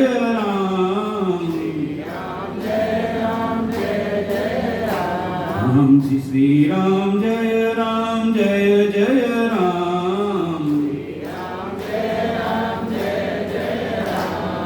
श्री राम जय राम जय जय राम, श्री राम जय राम जय जय राम, श्री राम जय राम जय जय राम, श्री राम जय राम जय जय राम, श्री राम जय राम जय जय राम, बोले सच्चिदानंद भगवान की, राजा रामचंद्र भगवान की, गोस्वामी तुलसीदास जी महाराज की जय। उल्टा नाम जपत जग जाना, वाल्मीकि भय ब्रह्म समाना। उल्टा नाम जप करके हो गए और हम सीधा नाम जपते, कुछ फर्क नहीं पड़ रहा। तो नाम केवल उपलक्षण है, केवल नाम नहीं जप रहे, उल्टा नाम नहीं जप रहे, बल्कि अपने पूरे जीवन को उन्होंने उलट लिया। समझे? केवल नाम का जप नहीं तो जीवन में क्या होता है, हम श्रेष्ठ साधनाओं को तो अपनाते रहते हैं, लेकिन अपनी दुष्प्रवृत्तियों को रोकते नहीं। भाई किसी टंकी के जल को अगर साफ करना हो तो क्या करें, उसमें शुद्ध जल के स्रोत और बढ़ा दें, साफ होगा। कहानी कितना आप शुद्ध जल के स्रोत बढ़ा दो, उससे सफाई नहीं होगी। देखो गंदगी कहां से आ रही है, आप उस गंदगी के स्रोत को रोक दो। इसलिए हमारा केंद्र वही है, रामचरितमानस मन को। तो नाम जो है, उल्टा नाम, वो उपलक्षण है। अपने पूरे जीवन चरित्र को उन्होंने उलट लिया। जो लूटपाट करते थे अब वो दया दान करने लगे, जो हिंसा करते थे अब दूसरों की रक्षा करने लगे। देखिए हिंसक वृत्ति आप कल्पना नहीं कर सकते कि कई बार हमारे सनातन धर्म के तो होते हैं ऐसे कि हल्का खून भी देने चक्कर आ जाता है उनको। और कोई गला रेत के चला जाता है, उनकी संस्कृति में है। ऐसी हिंसक वृत्ति की दूसरा कष्ट में है और उनको आनंद आ रहा है, वो फर्क है, उनको आनंद ही आता है मार करके। ऐसी हिंसक वृत्ति इतनी परिवर्तित हो जाए कि जो मनुष्य की भी हिंसा करने में कोई उनको परहेज नहीं था, एक क्रौंच पक्षी का किसी बहेलिये ने शिकार कर लिया और उससे उनका हृदय द्रवित हो गया। जो जोड़ा था क्रौंच पक्षी, एक मरा, दूसरे के दुख से उनका हृदय द्रवित हो गया। आप कल्पना करें कितना परिवर्तन जीवन का है। तब उनकी महिमा इतनी है। साधना का मतलब है जीवन में परिणाम हो, परिवर्तन। जैसा जीवन हम दसियों साल से, सालों साल, 50 साल हो गया, वैसी जीवन जी रहे हैं और साधना चल रही है, तो समझ लें फिर वाल्मीकि बनना मुश्किल है। जीवन में परिवर्तन आना चाहिए, तब है। तो पूरे जीवन को उन्होंने उलट लिया, तब वाल्मीकि भय ब्रह्म समाना। ऐसी साधना तपस्या तो उनकी कठोर है ही कि साधना में बैठे हैं तो बिल्कुल निश्चल होकर के, अचल होकर के बैठे हैं कि उनके ऊपर दीमक ने बांबी बना ली। दीमक को कहते हैं वाल्मीकि, तो उनका नाम पड़ गया वाल्मीकि। तो ऐसे, लेकिन साथ ही साथ हृदय का भी परिवर्तन है, जीवन चरित्र का, मन का परिवर्तन है, चरित्र का परिवर्तन है। तो आज उनकी इतनी ख्याति है। उन्होंने रचना की, बड़ी प्रख्यात हुई, वाल्मीकि रामायण नाम से वो प्राप्त होती है। संस्कृत हिंदी अनुवाद भी उसका मिलता है, 2 भागों में गीता प्रेस का आप चिंतन कर सकते हैं। सुनाया अपने उनके जो शिष्य हैं, जिनको उन्होंने पुराण और इतिहास का ज्ञान दिया, नाम है सूत जी। आया इसके बाद द्वापर युग। द्वापर युग में भी राम कथा की चर्चा है और राम कथा की रचना करने वाले हैं भगवान के ही अंशावतार वेद व्यास जी। ये भगवान के 24 अवतारों में है वेद व्यास जी। इन्होंने भी अपनी लेखनी उठाई, जैसे उन्होंने हमारे वेदों का संकलन किया, हमारे पुराणों की रचना की, ऐसे ही उन्होंने महाभारत और रामायण की भी रचना की। और उनके द्वारा जो रचित रामायण है उसका नाम है अध्यात्म रामायण। उन्होंने जो राम जी के चरित्र हैं उसका आध्यात्मिक पक्ष क्या है, एक सामान्य जीवन जीने वाले व्यक्ति के लिए कैसे वो राम कथा लाभप्रद है, तो उसके आध्यात्मिक पक्ष को मुख्य रूप से उजागर किया, इसलिए उसका नाम पड़ा अध्यात्म रामायण। ये भी प्राप्त होती है गीता प्रेस की। बहुत अच्छे से प्रसंग, कई सारे बहुत सुंदर प्रसंग उसमें हैं। और फिर ऐसे आगे उन्होंने सुनाया अपने शिष्य सूत जी को, वेद व्यास जी ने। क्रम आया अगला, तो ये आया कलयुग।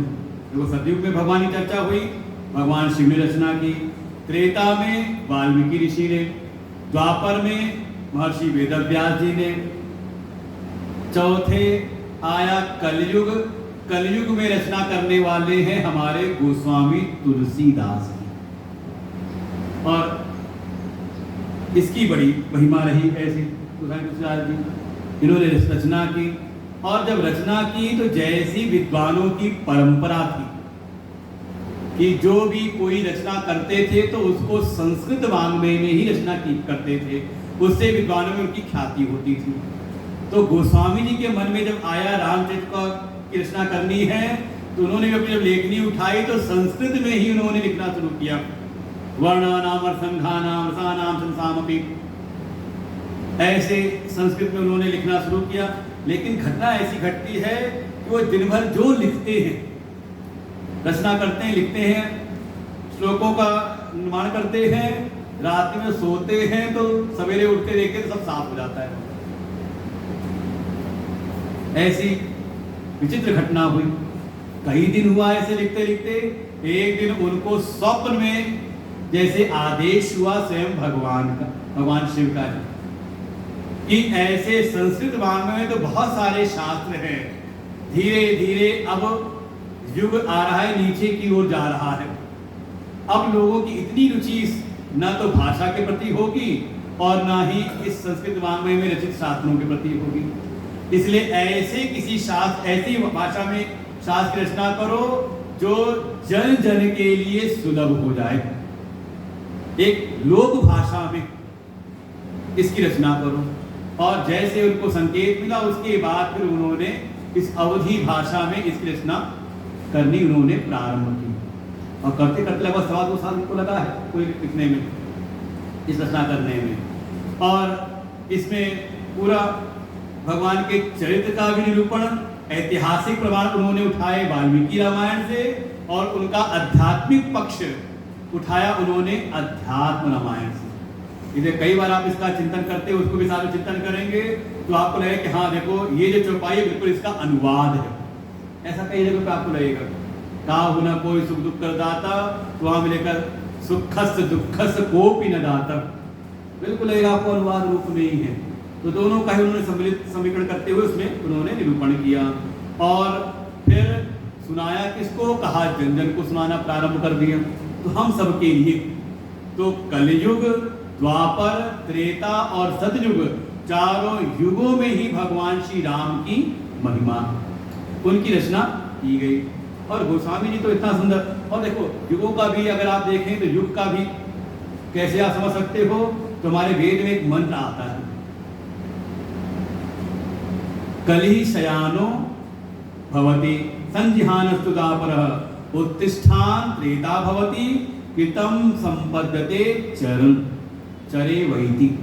एक शब्द सुना होगा, चरे वैति, चरे वैति, हमारे वेद में आया ऐसा। और कहा क्या ये चारों युग हैं, एक तो कालांतर में बाहर तो है ही युग के रूप में, काल के रूप में, ये अपने जीवन में भी आप समझते हो चारों युग किस प्रकार से हमारे जीवन में होते हैं। तो कहा कलि शयानो भवति, जब कोई अज्ञान की मोह निशा में सोया हुआ है, मोह निशा सब सोअनिहारा, तो समझ लो वही है कलयुग। कलि शयानो भवति, जो अज्ञान निद्रा में, मोह निद्रा में ही सोया हुआ है, वो समझ लो कहाँ रह रहा है, कहा वो कलयुग में है। संजिहानस्तु द्वापरः, जैसे ही वो जगह थोड़ा जमाई माई ली, उसने उंघाई ली, तो कहाँ आ गया, कहा वो आ गया द्वापर युग में। और फिर उत्तिष्ठान त्रेता भवति, जैसे उठ खड़ा होता है तो वो आ जाता है त्रेता में।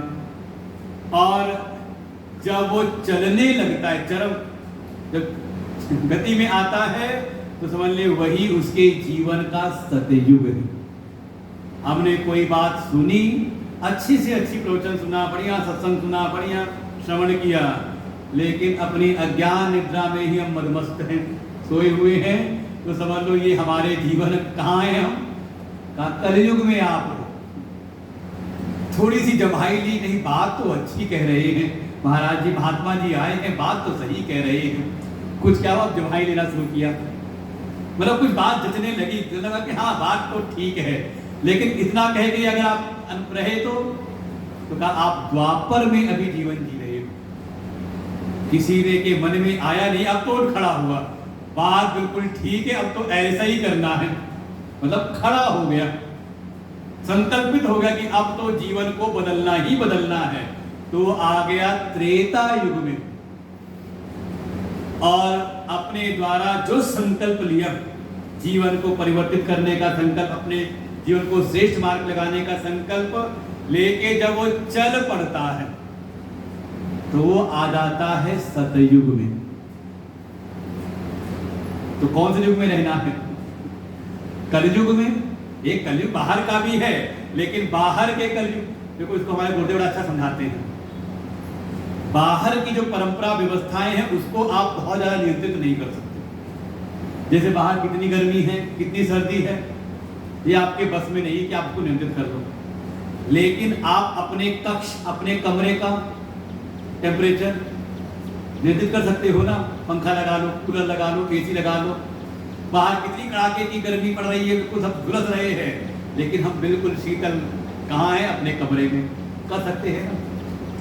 ऐसे ही बाहर के युग में आप परिवर्तन नहीं कर सकते, वो आपकी सामर्थ्य में नहीं है, लेकिन अपने जीवन को आप सतयुग में लेके जा सकते हैं। कैसे का अज्ञान की निद्रा में सोए ना पड़े रहे, जो चल रहा है सब अच्छा चल रहा है, ठीक है, कुछ करने की क्या जरूरत है, ऐसे अगर मन में है तो आप कहाँ पर हो, कलयुग में कहा थोड़ा जमाई बात जचने लग जाए तो नहीं थोड़ा अच्छी बात है, सुनना चाहिए, अच्छा लग रहा है, तो जमाई ले रहे हैं तो द्वापर में आ गए, खड़े हो गए, अब संकल्पित होकर नहीं करना ही है तो त्रेता में, और उस मार्ग पे चल पड़े तो श्रेष्ठ मार्ग पर, तो समझ लो आप फिर वाल्मीकि बन सकते हो। आप भी पुराने से कहते हैं कि सामान्य मनुष्य ही ऋषि मनीषी बन जाता है, उसकी ख्याति हो जाती है। इसीलिए फिर वेद ने कहा चरे वैति चरे चर एव इति, इसलिए चलना ही परम कर्तव्य है। चलते रहो, आगे बढ़ते रहो। हमें लगता है कि हमारे गुरुदेव ने तो हमें संन्यास के बारे में पूछा, नए थे बिल्कुल, हमने पूछ लिया, गुरुदेव कुछ पता तो है नहीं करना क्या है, संन्यास को कैसे धर्म का पालन करना है। उन्होंने कहा आंखें खोल के चलते रहो, मतलब विवेक को जगा करके चलते रहो मार्ग में, रुको मत, ठहराव ना आए कि बस हो गया, पर्याप्त हो गया, पर्याप्त भी है। तो चरे वैती चलना जरूरी है, जितना सुने उसको समझ के हम उस मार्ग पर चले, और परिवर्तन दिखाई देता है। वाल्मीकि जी हमारे लिए बिल्कुल प्रमाण रूप में परिवर्तन हुआ, तो देखिए आज विश्वविख्यात हो गए। तो चारों युगों में उन्होंने किया, जिसमें सबसे बड़ी अनुकंपा की हमारे गोस्वामी तुलसीदास जी ने, कि हमारे बिल्कुल वैचारिक धरातल पर आकर के हमारी एक लोक भाषा में, कम से कम अगर हम कहते हैं आपको कि नहीं चलो वाल्मीकि रामायण का पाठ करो, तो आप देख के मुस्कुराओगे, कहीं ना कहीं आंखें नीची करोगे, महाराज ये पाठ करना बड़ा मुश्किल है। लेकिन कहते रामचरितमानस का पाठ करो तो आपको हाँ ये सहज है, कर सकते हैं। और कई बार तो जहाँ अखंड पाठ होता है तो खूब लोग पाठ करते हैं, सुई अटकती कहाँ पर है, कहाँ जहाँ मंगलाचरण आ जाता है संस्कृत वाला, तो ढूंढते हैं कोई आए संस्कृत पढ़ने वाला आए इसको पढ़ ले बीच में।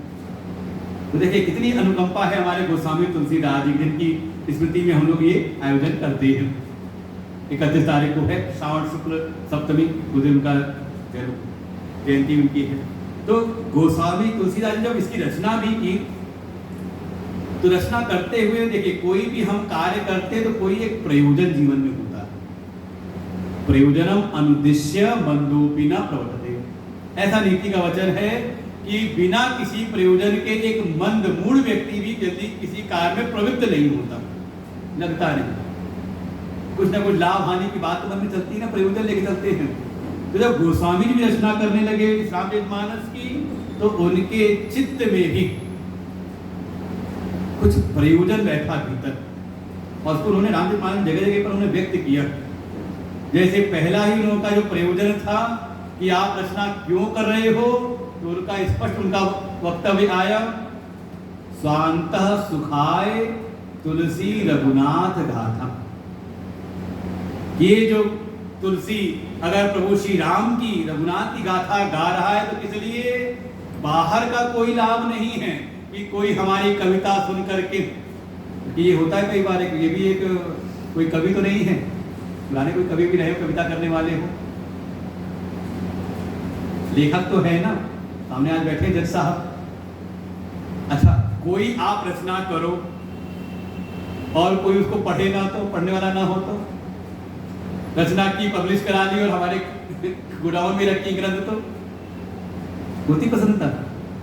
अब नहीं होती। कब होती है, जब हमारी जो हमारे जो ग्रंथ है, जो हमारी रचना है, जब जन जन में प्रचारित हो जाए और जन जन में प्रसिद्धि हो जाए और लोग उसको मांग मांग करके ले जाएं, अरे बड़ा अच्छा ग्रंथ है, तो हृदय में होता है। तो गोस्वामी जी कहते हैं मैंने किसी इस भाव से कोई ऐसी भाव नहीं थी, बल्कि ये जो रघुनाथ की भगवान की जो गाथा उनके चरित्र का जो मैं वाचन कर रहा हूँ, इसकी रचना कर रहा हूँ, प्रयोजन एक है, स्वांतः सुखाय, अपने अंतः सुख के लिए इस रचना को करते हुए मेरी बहिर्मुखता जो है समाप्त होकर के अंतर्मुखता आ जाती है। और देखो ये कथा का परिणाम है सत्संग में, और सत्संग वही है जो आपको बहिर्मुखता से अंतर्मुखता की ओर ले आए, समझो सत्संग है। और ऐसा हो जो आपका अंतर्मुखता को बहिर्मुखता में ले जाए, तो समझ लो फिर राम कथा नहीं है, फिर वो कहीं ना कहीं होगी संसार की कथा। होता नहीं है ऐसा? मान लो आराम से बैठे हैं शांत भाव से, भगवान का भजन कर रहे हैं, माला जप रहे हैं, मन शांत है, अचानक कोई आया बाहर से, और उसने 2-4 बातें आपको सुनाई, और जो आपका मन अभी शांत था वो उसमें विक्षेप, अरे ऐसा कैसे हो जाता है, ऐसा कैसे हो सकता है, क्या हुआ, मन जो अभी अंतर्मुख था सुन करके हो गया बहिर्मुख। सावधान हो जाओ, बिल्कुल मत सुनना उस बात को। उन्होंने कहा ना अपनी हर एक चेष्टा को हमेशा संभालना है, साधना यही है। बाहर जो हम साधना कर रहे हैं, पूजा उपासना तो है ही, सबसे बड़ी साधना है कि हम अपनी इंद्रिय की चेष्टाओं को संभाल लें। क्या देखना है, क्या सुनना है, क्या खाना है, क्या करना है, कहाँ जाना है, इसको संभालने सबसे बड़ी साधना है ये। और कहीं हम आए था, मन अशांत था, लेकिन आकर के बैठे और सुन करके मन हो गया शांत। एक मन शांत हुआ, और मन शांत होते ही आपको अपने आत्म स्वरूप की झलक मिलती है। तो आपको लगता है आज बड़ा आनंद आया। कौन सा आनंद? कुछ दिया गया आपको बाहर से? बाहर से तो केवल इतना था कि आपका मन हो गया अंतर्मुखी, शांत हुआ। बाहर के उधेड़ बुन से, बाहर के विक्षेप से मन हुआ शांत, अंतर्मुखी। और भीतर से आपका जो आत्म स्वरूप का जो आनंद है, उसमें उसकी एक झलक से उसका एक प्रतिबिंब मिला आपको। तो वो आपको अनुभव होता है कि हाँ आज बड़ा आनंद आया। अच्छा, इसमें आ रहा है कि नहीं? चेहरे से लग रहा है आप लोगों को आनंद आ रहा है। तो हम भी सोचते टाइम तो काफी हो रहा है, समेटा जाए, लेकिन आप लोग के चेहरे के मुखमंडल को देख के मन हो रहा है कि नहीं कुछ और सुनाते चले जाएं। तो पहला ही उन्होंने प्रयोजन बताया, स्वांत सुखाय तुलसी रघुनाथ गाथा। और देखो, एक जीवन के पड़ाव के बाद देखो पूरा जीवन आपका इसी में बीता है कि ये प्रसन्न हो जाए, ये प्रसन्न हो जाए, वो प्रसन्न हो जाए, और सबको प्रसन्न करते करते हमारे गुरुदेव के पास कोई एक भगत जी आए और बैठे थे, अपना भिक्षा पे भी गए गुरुजी उनके यहाँ। जब घर पे गए तो मुझे पूछा और सब क्या चल रहा है, तो उन्होंने बड़ी बखान किया। उन्होंने बताया, अरे देखो मैंने उस बेटे को वहाँ सेट कर दिया, उस बड़े बेटे को वहाँ सेट कर दिया, वो बेटी को वहाँ सेट किया, दामाद को वहाँ सेट कर दिया, सब कुछ बताया उन्होंने, ये सेट किया, वो सेट किया, फला फला को पूरा गिनाया उन्होंने। मुझे कहा तुम कैसे हो? तो कहा सबको सेट करते करते मैं हो गया हूँ अपसेट। अनुभव में तो है ये चीज। पूरा जीवन क्या कर रखा है, सबको, सबके मुखमंडल को, ये शादी विवाह में तो यही होता है, जो उस समय का जो मुखिया होता है घर का, जो उसका यही ध्यान रहता है कि ये नाराज ना हो जाए, वो नाराज ना हो जाए, सब सुखी होके, सब खुश होकर के जाए, है ना। अरे कम से कम थोड़ा समय हम ये तो देखें कि स्वांत सुखाय के लिए हमने क्या कार्य किया, अपने अंतः सुख की प्राप्ति के लिए हमारा कितना समय लगा, थोड़ा इसको हम बढ़ाएं। अब थोड़ा दुनिया का सब कार्य हो गया, अब समय है तो थोड़ा भीतर प्रवेश करें। शांत सुखाय तुलसी रघुनाथ गाथा। अब दुनिया को कोई जानकारी के लिए हम कुछ नहीं अध्ययन कर रहे, सत्संग सुन रहे, इसलिए अपने अंतः सुख के लिए। बहुत कथा तो लगभग सबको पता होगी, राम कथा में क्या क्या क्रम हुआ, कैसे घटनाएं घटी, सबको पता है। लेकिन इसको सुन करके थोड़ा हम भीतर प्रवेश करें, अपने अंतः सुख, अपने आत्म आनंद की हम प्राप्ति करें। हाँ बिल्कुल, वहां पे गीता ने कहा, यस्त्वात्मतिरेव स्यात् आत्मतुष्ट मानवः आत्मन्येव च संतुष्टः तस्य कार्यं न विद्यते। जिसकी रति, तृप्ति, संतुष्टि केवल अपनी आत्मा में हो जाए, ये है अंतर सुख, अंतर आनंद। कि हमारे भीतर देखो ये कुछ वृत्तियां होती हैं, रति, तृप्ति, संतुष्टि। हम कुछ रमणीय कुछ ढूंढते रमण करने के लिए, कुछ अच्छा मिल जाए कुछ, तो हम रमण करने के लिए ढूंढते हैं कोई विषय बाहर का, चाहे वो देखने वाला, और विषय कैसा है, या तो देखने वाला, स्पर्श वाला, सुनने वाला, या चखने वाला, या सुगंध। ये पांचों विषय से युक्त हम देखते हैं रमण करने के लिए। बढ़िया भोजन मिल जाए, खाने में रमण करते हैं, बढ़िया सुनने को मिल जाए तो संगीत आदि में क्या करें, रमण करते हैं। रति के लिए हम बाह्य विषय ढूंढते रहते हैं। अच्छा, विषय मिल जाए तो उसकी मात्रा की भी अनिवार्यता हम ढूंढते हैं, एक निश्चित मात्रा तक। बहुत अच्छी चीज मिली लेकिन चखने भर को मिली तो मन फिर रह जाता है, फिर कहने भी तृप्त नहीं हुआ है कि नहीं। और मात्रा मिल जाए, तृप्ति हो, तो होती भीतर संतुष्टि। ये जो तीनों वृत्तियां हैं, रति, तृप्ति, संतुष्टि, ये बाहर विषयों का आलंबन ना लेकर के अपने भीतर हो जाए, अपने आत्मा में ही रमण, अपने आत्म सुख में ही तृप्ति, आत्म सुख में ही संतुष्टि, इसका नाम है स्वांत सुखाय। ऐसा कोई हो जाए उसके लिए फिर कोई और कर्तव्य शेष, कोई साधना शेष हो तो वो सिद्ध है। लेकिन अभी रति के लिए मोबाइल फोन उठाना पड़ता है, समय कट नहीं रहा तो समझ लें अभी आप बाहर विषय ढूंढ रहे हो, तो अभी साधना की आवश्यकता। तो ये भक्त कहते हैं गोस्वामी स्वांत सुखाय, उनको कथा करते वक्त बिल्कुल कह रही है, हम लोग का अपना अनुभव भी है कि अगर श्रोता अच्छे हों और ये जो है हमारे बीच का तारतम्य मिलाने वाला माइक ये बढ़िया हो, सुनाने का अच्छा हो, समझ मिल जाए तो हृदय में एक अलग आनंद होता है। भीतर से एक भावना, हृदय से भावनाएं निकलती हैं और वो फिर सबके भीतर वो बैठती भी हैं। और जहाँ श्रोता ठीक ना हो, डिस्टर्ब करने वाले हो, फोन बजते रहे, बीच में उठते रहे, बैठते रहे, बातचीत करते रहे, माइक ठीक ना हो, तो कई बार हम खुद ही शांत सुख नहीं होता तो सामने वाले को बहुत आनंद नहीं आता। और जब ऐसा सहयोग बन जाता है भगवत कृपा से, तो वास्तव में कथा करते हुए अंत सुख की अनुभूति होती है।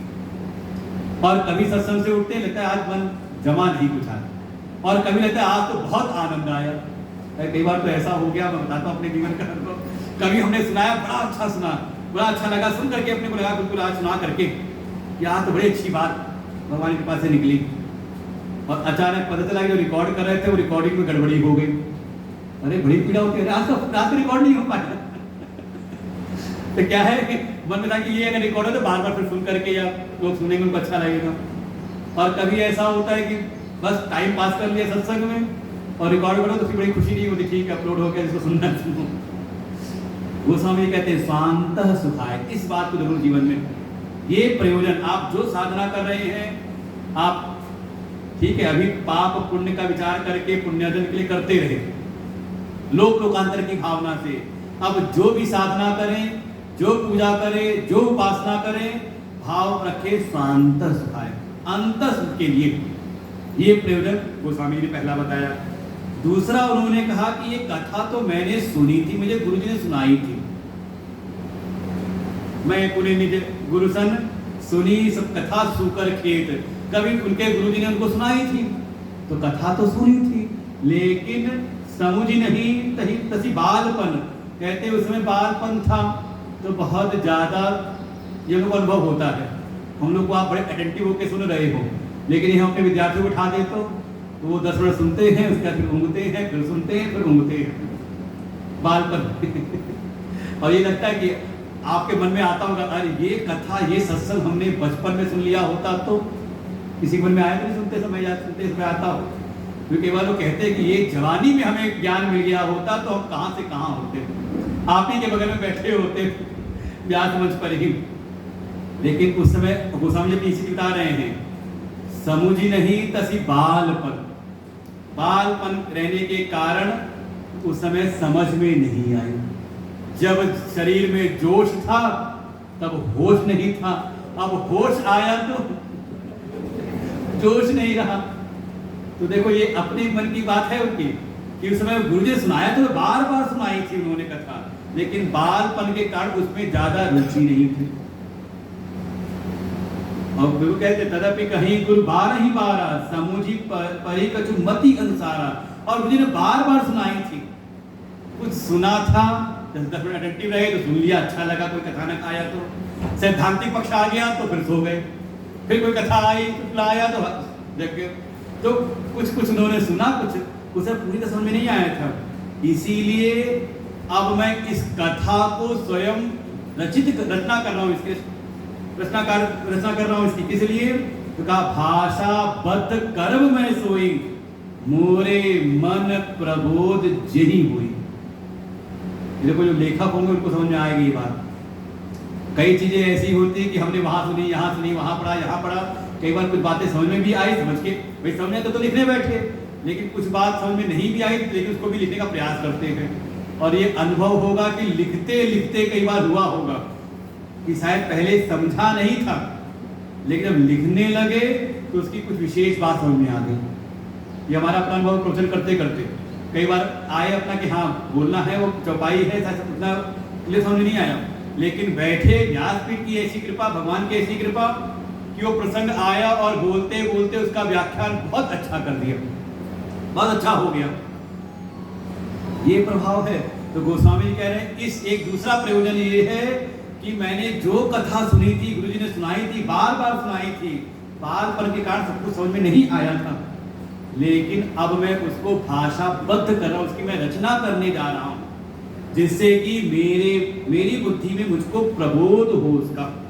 भाषाबद्ध करब मैं सोई, उसी कथा को मैं भाषाबद्ध रचित कर रहा हूँ, रचना कर रहा हूँ, जिससे कि मेरे मन में भी थोड़ा उसका प्रबोध हो। ये उन्होंने बताया दूसरा प्रयोजन। तो ये भी प्रयोजन हम जीवन में अब कुछ अध्ययन करें तो किसी को समझाने के लिए नहीं, अब समझाने का समय चला गया, यहाँ कह सकते हैं समझा के थक गए होंगे तो सबको जिसको समझना था उसने समझा, अब कोई समझने को तैयार है नहीं। और कई बार तो आप कह देता है कि अरे अब आप आउटडेटेड हो गए हो, अब आप अपनी बात रखो अपने अब अगर करना है, अब ये भाव नहीं कि सुन करके किसी को सुनाना है या समझाना है, किसी को बताना है या जताना है। मोरे मन प्रबोध जही हुई, जो करें अब अपने मन के ऊपर। इसलिए हमने प्रारंभ में कहा है मानस, चरित और श्री राम। तो अपने मन के लिए प्रयास, अपने भीतर का सुख की प्राप्ति हो, मेरे मन को समझ में आ जाए, हमारे मन के भीतर वो बात बैठ जाए। इस प्रयोजन से गोस्वामी जी कहते हैं कि मैं इस रामचरितमानस की रचना कर रहा हूं। तो हो गया प्रयोजन। कैसे नहीं, एक प्रयोजन और भी है। क्या प्रयोजन है? तो कहते हैं निज गिरा पावन करन कारण राम जस तुलसी कहो, कि ये जो तुलसी राम जी के यश का गायन कर रहा है, किस लिए? कि इसके द्वारा मेरी वाणी, मेरे अंतःकरण निज गिरा करण पावन करण करेंगे, अपनी वाणी और अपने जो भी करण है, जो हमारी इंद्रिय रूपी बहिकरण है और मन बुद्धि चित्त रूपी जो अंतःकरण है, ये मेरे जो भी करण हैं इनकी शुद्धि हो जाए, ये पवित्र हो जाए। और देखो, आप जिसका नाम लेते हो, जिसका चिंतन करते हो, वैसा आपका मन होता है। अब मन की एकाग्रता के लिए आप नाटक कर लो, किसी एक दिए को जला करके कर लो, तो मन एकाग्र तो होगा। आप किसी भी नाम का आप जब करने लग जाओ तो मन एकाग्र तो होगा, लेकिन जब उसमें भगवान नाम आ गया, तो भगवान का कोई मंत्र आ गया, वैदिक कोई मंत्र आ गया, तो उसके द्वारा एकाग्रता भी है और साथ में मन की पवित्रता भी हो जाती है। देखो, मन आकार लेता है। जैसे अब एक नाम लो, चींटी, मन ने कोई आकार लिया कि नहीं? वो आकार कैसा था? इतना बड़ा। मन की अंदर आकृति कैसी बनी? इतनी बड़ी आकृति। कहीं ना कहीं मन ने आकार ले लिया। हाँ, कुछ छोटी सी चीज है, हम कहते हैं डायनासोर। अब कैसा बना आकृति मन में? ये है, जैसे नाम को, जैसे मंत्र को आप लेते हो तो मन तदाकार होता है। आप राम ने नाम लेते हैं तो धीरे धीरे उस नाम का जो प्रभाव है, और इसमें गोस्वामी बहुत अच्छा सुंदर निरूपण किया नाम की महिमा में। कभी पीछे का प्रसंग पढ़ेंगे आप, बीच में आता है इसमें। और कह देते हैं कि नामी से नाम बढ़ करके है। भाई एक है नाम, और जिसका नाम उसको कहते हैं नामी, इसको संकेत कर रहा है। कहते हैं राम जी ने तो गिनती के कुछ लोग को तारा है, 2-4 उनके समय कहते उनको तारा उन्होंने, लेकिन नाम ने जाने कितने को नाम जब करके कितने को पार कर दिया उन्होंने। तो नाम की महिमा ऐसी, जिसका नाम है उसका प्रभाव अपने आप मन में आता है। इसलिए हमारे परंपरा थी कि बच्चों के नाम हम भगवान के नाम से अच्छे नाम रखते थे, जिससे कि जब वो नाम लें तो जिसका नाम ले रहे उसके भी मन की शुद्धि, और साथ में जो नाम पुकार रहा है, देखो एक साथ कितना कार्य होता था। ये हमारी परंपराएं थी। अब जमाना अपने से ठीक हो गया, बीच में कुछ जमाना ऐसा आया था कि पता नहीं कौन से उठपटांग नाम हो जाते थे, जिसका कुछ को विदेशों की नकल कर करके तो प्रभाव उसका। तो गोस्वामी 3 अपने प्रयोजन बताते हैं इस रचना के। पहला है स्वांतः सुखाय, और समझ लो गोस्वामी जी ये बात कह रहे हैं ना, तो बिल्कुल आपके ही पड़ाव पर है, आयु के पड़ाव पर, क्योंकि लगभग 75वें वर्ष के बाद उन्होंने कथा लिखनी शुरू की, रचना की है इसकी। ये चतुर्थ आश्रम में जो पहुंच गए भाई, पहला 25 वर्ष ब्रह्मचर्य, दूसरा 25 गृहस्थ, उसका बाद 25 वानप्रस्थ, और जो अंतिम आया चौथा तो 70 के ऊपर तो समझ संन्यास आश्रम, चतुर्थ आश्रम में।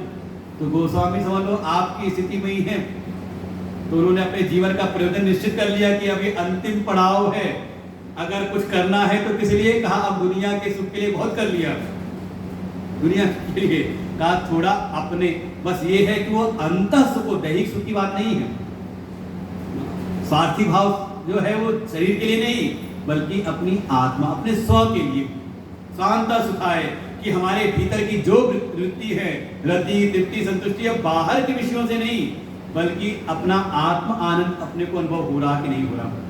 थोड़ा ध्यान में हम बैठे तो हमें अपने भीतर एक शांति अनुभूति हो रही कि नहीं हो रही, ये प्रयोजन। दूसरा, अगर कुछ हम चिंतन श्रवण मनन कर रहे हैं तो हमारे मन में प्रबोध हो रहा कि नहीं हो रहा, कि राम कौन है, भगवान कौन है, भगवान का रूप क्या, भगवान का स्वरूप क्या, उनका स्वभाव क्या, ऐसे गोस्वामी जी ने बताया दूसरा प्रयोजन। और तीसरा कहा ये जो करण है, जो भी हमें मिले हुए, जैसे उपकरण होते हैं ना बाहर के यंत्र, ऐसे ही कुछ बहिकरण है हमारी इंद्रियां, और कुछ अंतःकरण है कार्य करने के साधन, ये भी पवित्र रहने चाहिए, इनमें किसी प्रकार के कोई भी दोष इसमें ना आए, तो इसके लिए भी इनकी सफाई होती रहे। जैसे हम जहाँ रहते हैं उसकी सफाई रखते हैं, अपने कमरे की, अपने शरीर की करते हैं, ऐसे ही ये जो हमारे अंत और बहिकरण हैं, इनकी भी सफाई होती रहे, इनकी भी पवित्री होती रहे, उसके लिए साधन है भगवान के नाम का स्मरण, भगवान के इस रामचरितमानस का पठन पाठन, शास्त्रों का पठन पाठन, इसको करने से बहुत अगर प्रबोध भी ना हो तो कम से कम हमारी इंद्रियां, हमारा मन पवित्र होता है। तो ऐसे 3 प्रयोजन बता करके, और गोस्वामी ने बड़ा सुंदर एक निरूपण यहाँ पर रखा है कि ये कैसा है, कहा एक सरोवर के रूप में, मानस सरोवर है, और इसमें 4 घाट का यहाँ पर निरूपण कर दिया। जैसे किसी सरोवर में किसी को स्नान करना हो तो अगर पक्की सीढ़ियां बनी हो, घाट बना हुआ हो, तो उसमें स्नान डुबकी लगाने में आसानी रहती है। तो ऐसे ही इन्होंने इस रामचरितमानस को एक सरोवर की एक रूपक दिया, और यहाँ कहा 4 घाट बनाए। पहला घाट पहला घाट का नाम है कैलाश घाट, जहाँ कथा सुना रहे हैं भगवान शिव, और सुनने वाली है माँ भगवती पार्वती, जो कल से हम लोग सुनेंगे। एक घाट ये है, यहाँ पर विशद ज्ञान की चर्चा है, यहाँ पर सीधे तथ्य की बात, इधर की बात नहीं, क्योंकि आप सुनेंगे जो तो समझने में बहुत कठिन लगेगा आपको सुनने में। ये है ज्ञान का घाट। दूसरे घाट की वहां पे कल्पना की, दूसरा घाट है प्रयागराज, जहां पर सुनाने वाले हैं याज्ञवल्क्य ऋषि और सुनने वाले हैं भरद्वाज मुनि। हमने संकेत किया था प्रारंभ में, भरद्वाज मुनि के मन में आया राम कौन है, राम कौन मैं पूछूं तो ही, और इसको माना गया कर्म का घाट। पूर्णतः कर्म का नहीं है, लेकिन वहां विशेष रूप से कर्म की विधि निषेध की बात, तो कर्म का घाट। फिर एक तीसरा घाट है जिसको कहा, जो घाट है नीलगिरी पर्वत, इसको कहा गया भक्ति का घाट, जहां पर सुनाने वाले हैं कागभूषुंडी जी और सुनने वाले हैं गरुड़ जी, श्रोता वक्ता। फिर आया एक चौथा घाट, इसको नाम दिया गोस्वामी ने, ये कौन सा घाट है, कहा ये दीन घाट है। मुँह सम दीन न दीन हित तुम समान रघुवीर। गोस्वामी हमेशा दैन भाव में रहते हैं, और यही भक्ति की पराकाष्ठा है, दैन्य भाव। देखो भगवान के सामने तो हम अकड़ जाते हैं, और दीनता कहाँ दिखाते हैं, संसार का कोई प्रभावी व्यक्ति आ जाए तो वहां दैन्य भाव में आ जाते हैं, कोई नेता मंत्री आ जाए तो। लेकिन गोस्वामी जी का बाहर उनके अंदर कोई दैन्यता नहीं है, लेकिन भगवान है, कोई संत है, उनके सामने सदैव दैन्य भाव में रहते हैं। मोह सम दीन न दीन हित तुम समान रघुवीर। तो उन्होंने अपने इस घाट का नाम रखा दीन घाट, और कहते मैं यहाँ स्वयं विराजमान हूँ, कथा सुना रहा हूँ। और सुनने वाले, और चर्चा यहाँ चर्चा ज्ञान की भी है, चर्चा यहाँ भक्ति की भी है, और चर्चा यहाँ कर्म की भी है। जो तीनों घाट हैं वहां तो एक एक घाट का जल मिलेगा, लेकिन आप आ गए दीन घाट पर, तो यहाँ पे आपको तीनों घाटों की चर्चा एक जगह पर यही मिलेगी। और सुनने वाले अगर हम सब हो जाएं तो परम कल्याण है। तो ऐसे गोस्वामी ने रचना प्रारंभ की, और क्रमशः प्रारंभ में क्या, सबकी वंदना करते हुए, और स्पष्ट कर देते हैं मुझे अपने बुद्धि बल पर बहुत भरोसा नहीं है, इसलिए सदैव विनयी रहता हूँ, विनम्र रहता हूँ, इसलिए सबको मैं वंदन करता हूँ। जड़ चेतन जग जीव जत सकल राम मैं जानी, सबको राम मैं जान करके करऊं वंदन, सबको मैं वंदन करता हूँ सदा ही दोनों हाथों को जोड़ करके, कि संसार में सब कुछ राममय ही है, राम से इतर कुछ भी नहीं है। ईशावास्यमिदं सर्वम यत् किंच जगत्याम जगत, किंचित मात्र भी कुछ है तो ईश्वर से, भगवान से व्याप्त है, उनके अतिरिक्त कुछ है ही नहीं। इस भाव के साथ में सिया राम मैं सब जग जानी, करऊं प्रणाम जोर जुग पानी, ऐसे करते हुए क्रमशः पहला ही जो सोपान है इसका नाम है बाल कांड, जिसमें भगवान की बाल अवस्था की लीलाएं हैं। बालक राम की, भगवान बालक अवस्था में स्थापित करते कि बालक हैं, बाल अवस्था में कैसी जीवन की मर्यादाएं होनी चाहिए। अगला दूसरा सोपान है अयोध्या कांड, जहाँ भगवान के गृहस्थ जीवन की चर्चा है, युवा अवस्था की चर्चा है, उसका निरूपण है। अगला है अरण्य कांड, जहाँ पर भगवान के वनवासी राम की महिमा है, इसे भगवान का उदर माना जाता है। यहाँ अच्छी चीजें भी हैं और बुरी चीजें भी हैं, वहाँ सूर्पनखा भी है, खरदूषण भी है, दैत्य भी है, और वहाँ पे शबरी माँ भी है। दोनों बातें हैं, सब भीतर है, किसको पचाना, कैसे पचाना, इसका ज्ञान होना चाहिए। अगला सोपान उन्होंने, और देखो ये सीढ़ियाँ हैं, जैसे 4 घाट बनाए तो वहाँ पे ये 7 सोपान है, सीढ़ियाँ हैं, कैसे हम धीरे धीरे उतर करके राम यश में अपना पोता लगाएं। तो अरण्य कांड, इसके उपरांत किष्किंधा कांड। किष्किंधा कांड तो क्या कहें, ये भगवान का हृदय छोटा है ना, हृदय छोटा होता है, कहते हैं मुट्ठी की आकृति के बराबर होता है, लेकिन बहुत महत्वपूर्ण है। इसमें भगवान के मित्र स्वभाव का वर्णन आता है, मैत्री होती है, और यहीं पर आप पहला दर्शन होता है हनुमान जी का किष्किंधा कांड में ही। और प्रारंभी होता है आगे चले बहुल रघुराया, ऋष्य मूक पर्वत नेराया। कौन सा पर्वत है, कहा ऋष्य अमूक, ऐसा स्थान जहां पर कोई ऋषि हो और वो मौनी बाबा ना हो, बल्कि थोड़ा ज्ञान देने वाले हो, अर्थात जहां सत्संग हो। और सत्संग है, ये ऋषि पर्वत की इसलिए महिमा है, यहाँ बाली का प्रवेश नहीं है, जो बाली अभिमान का प्रतीक है, सत्संग में अभिमान का प्रवेश नहीं, इसलिए उस स्थान को उन्होंने बहुत महत्वपूर्ण किष्किंधा कांड, भगवान का हृदय है। इसके उपरांत आता है पंचम सोपान, जिसका नाम है सुंदर कांड, को पाठ करते हैं। सुंदर कांड की सुंदरता क्या है, इसमें शरणागति का निरूपण है।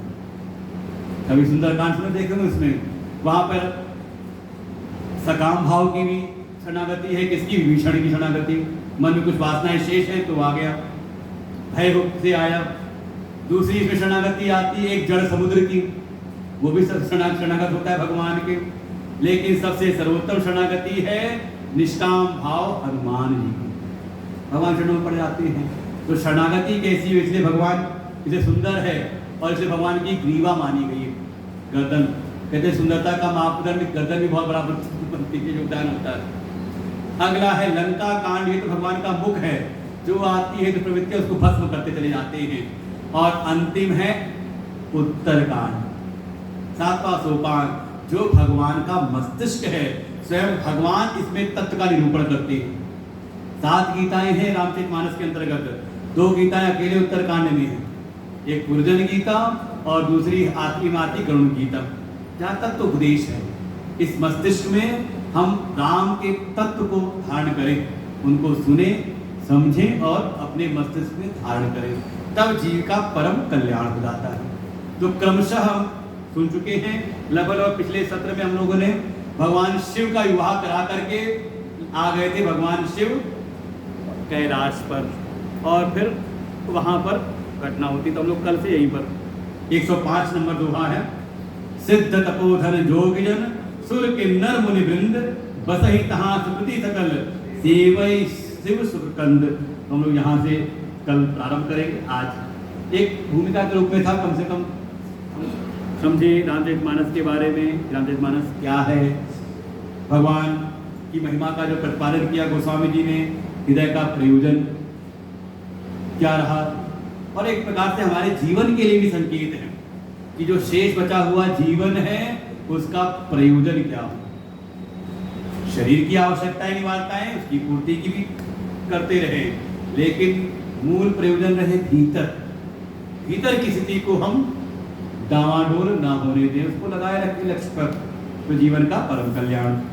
श्री कृष्ण गोविंद हरे मुरारी हे नाथ नारायण वासुदेव। श्री कृष्ण गोविंद हरे मुरारी श्री कृष्ण गोविंद हरे मुरारी हे नाथ नारायण वासुदेव।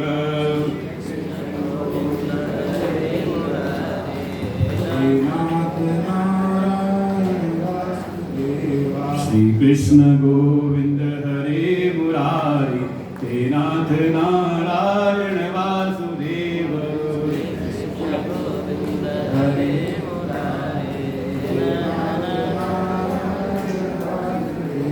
ओम पूर्णमदः पूर्णमिदं पूर्णात् पूर्णमुदच्यते पूर्णस्य पूर्णमादाय पूर्णमेवावशिष्यते।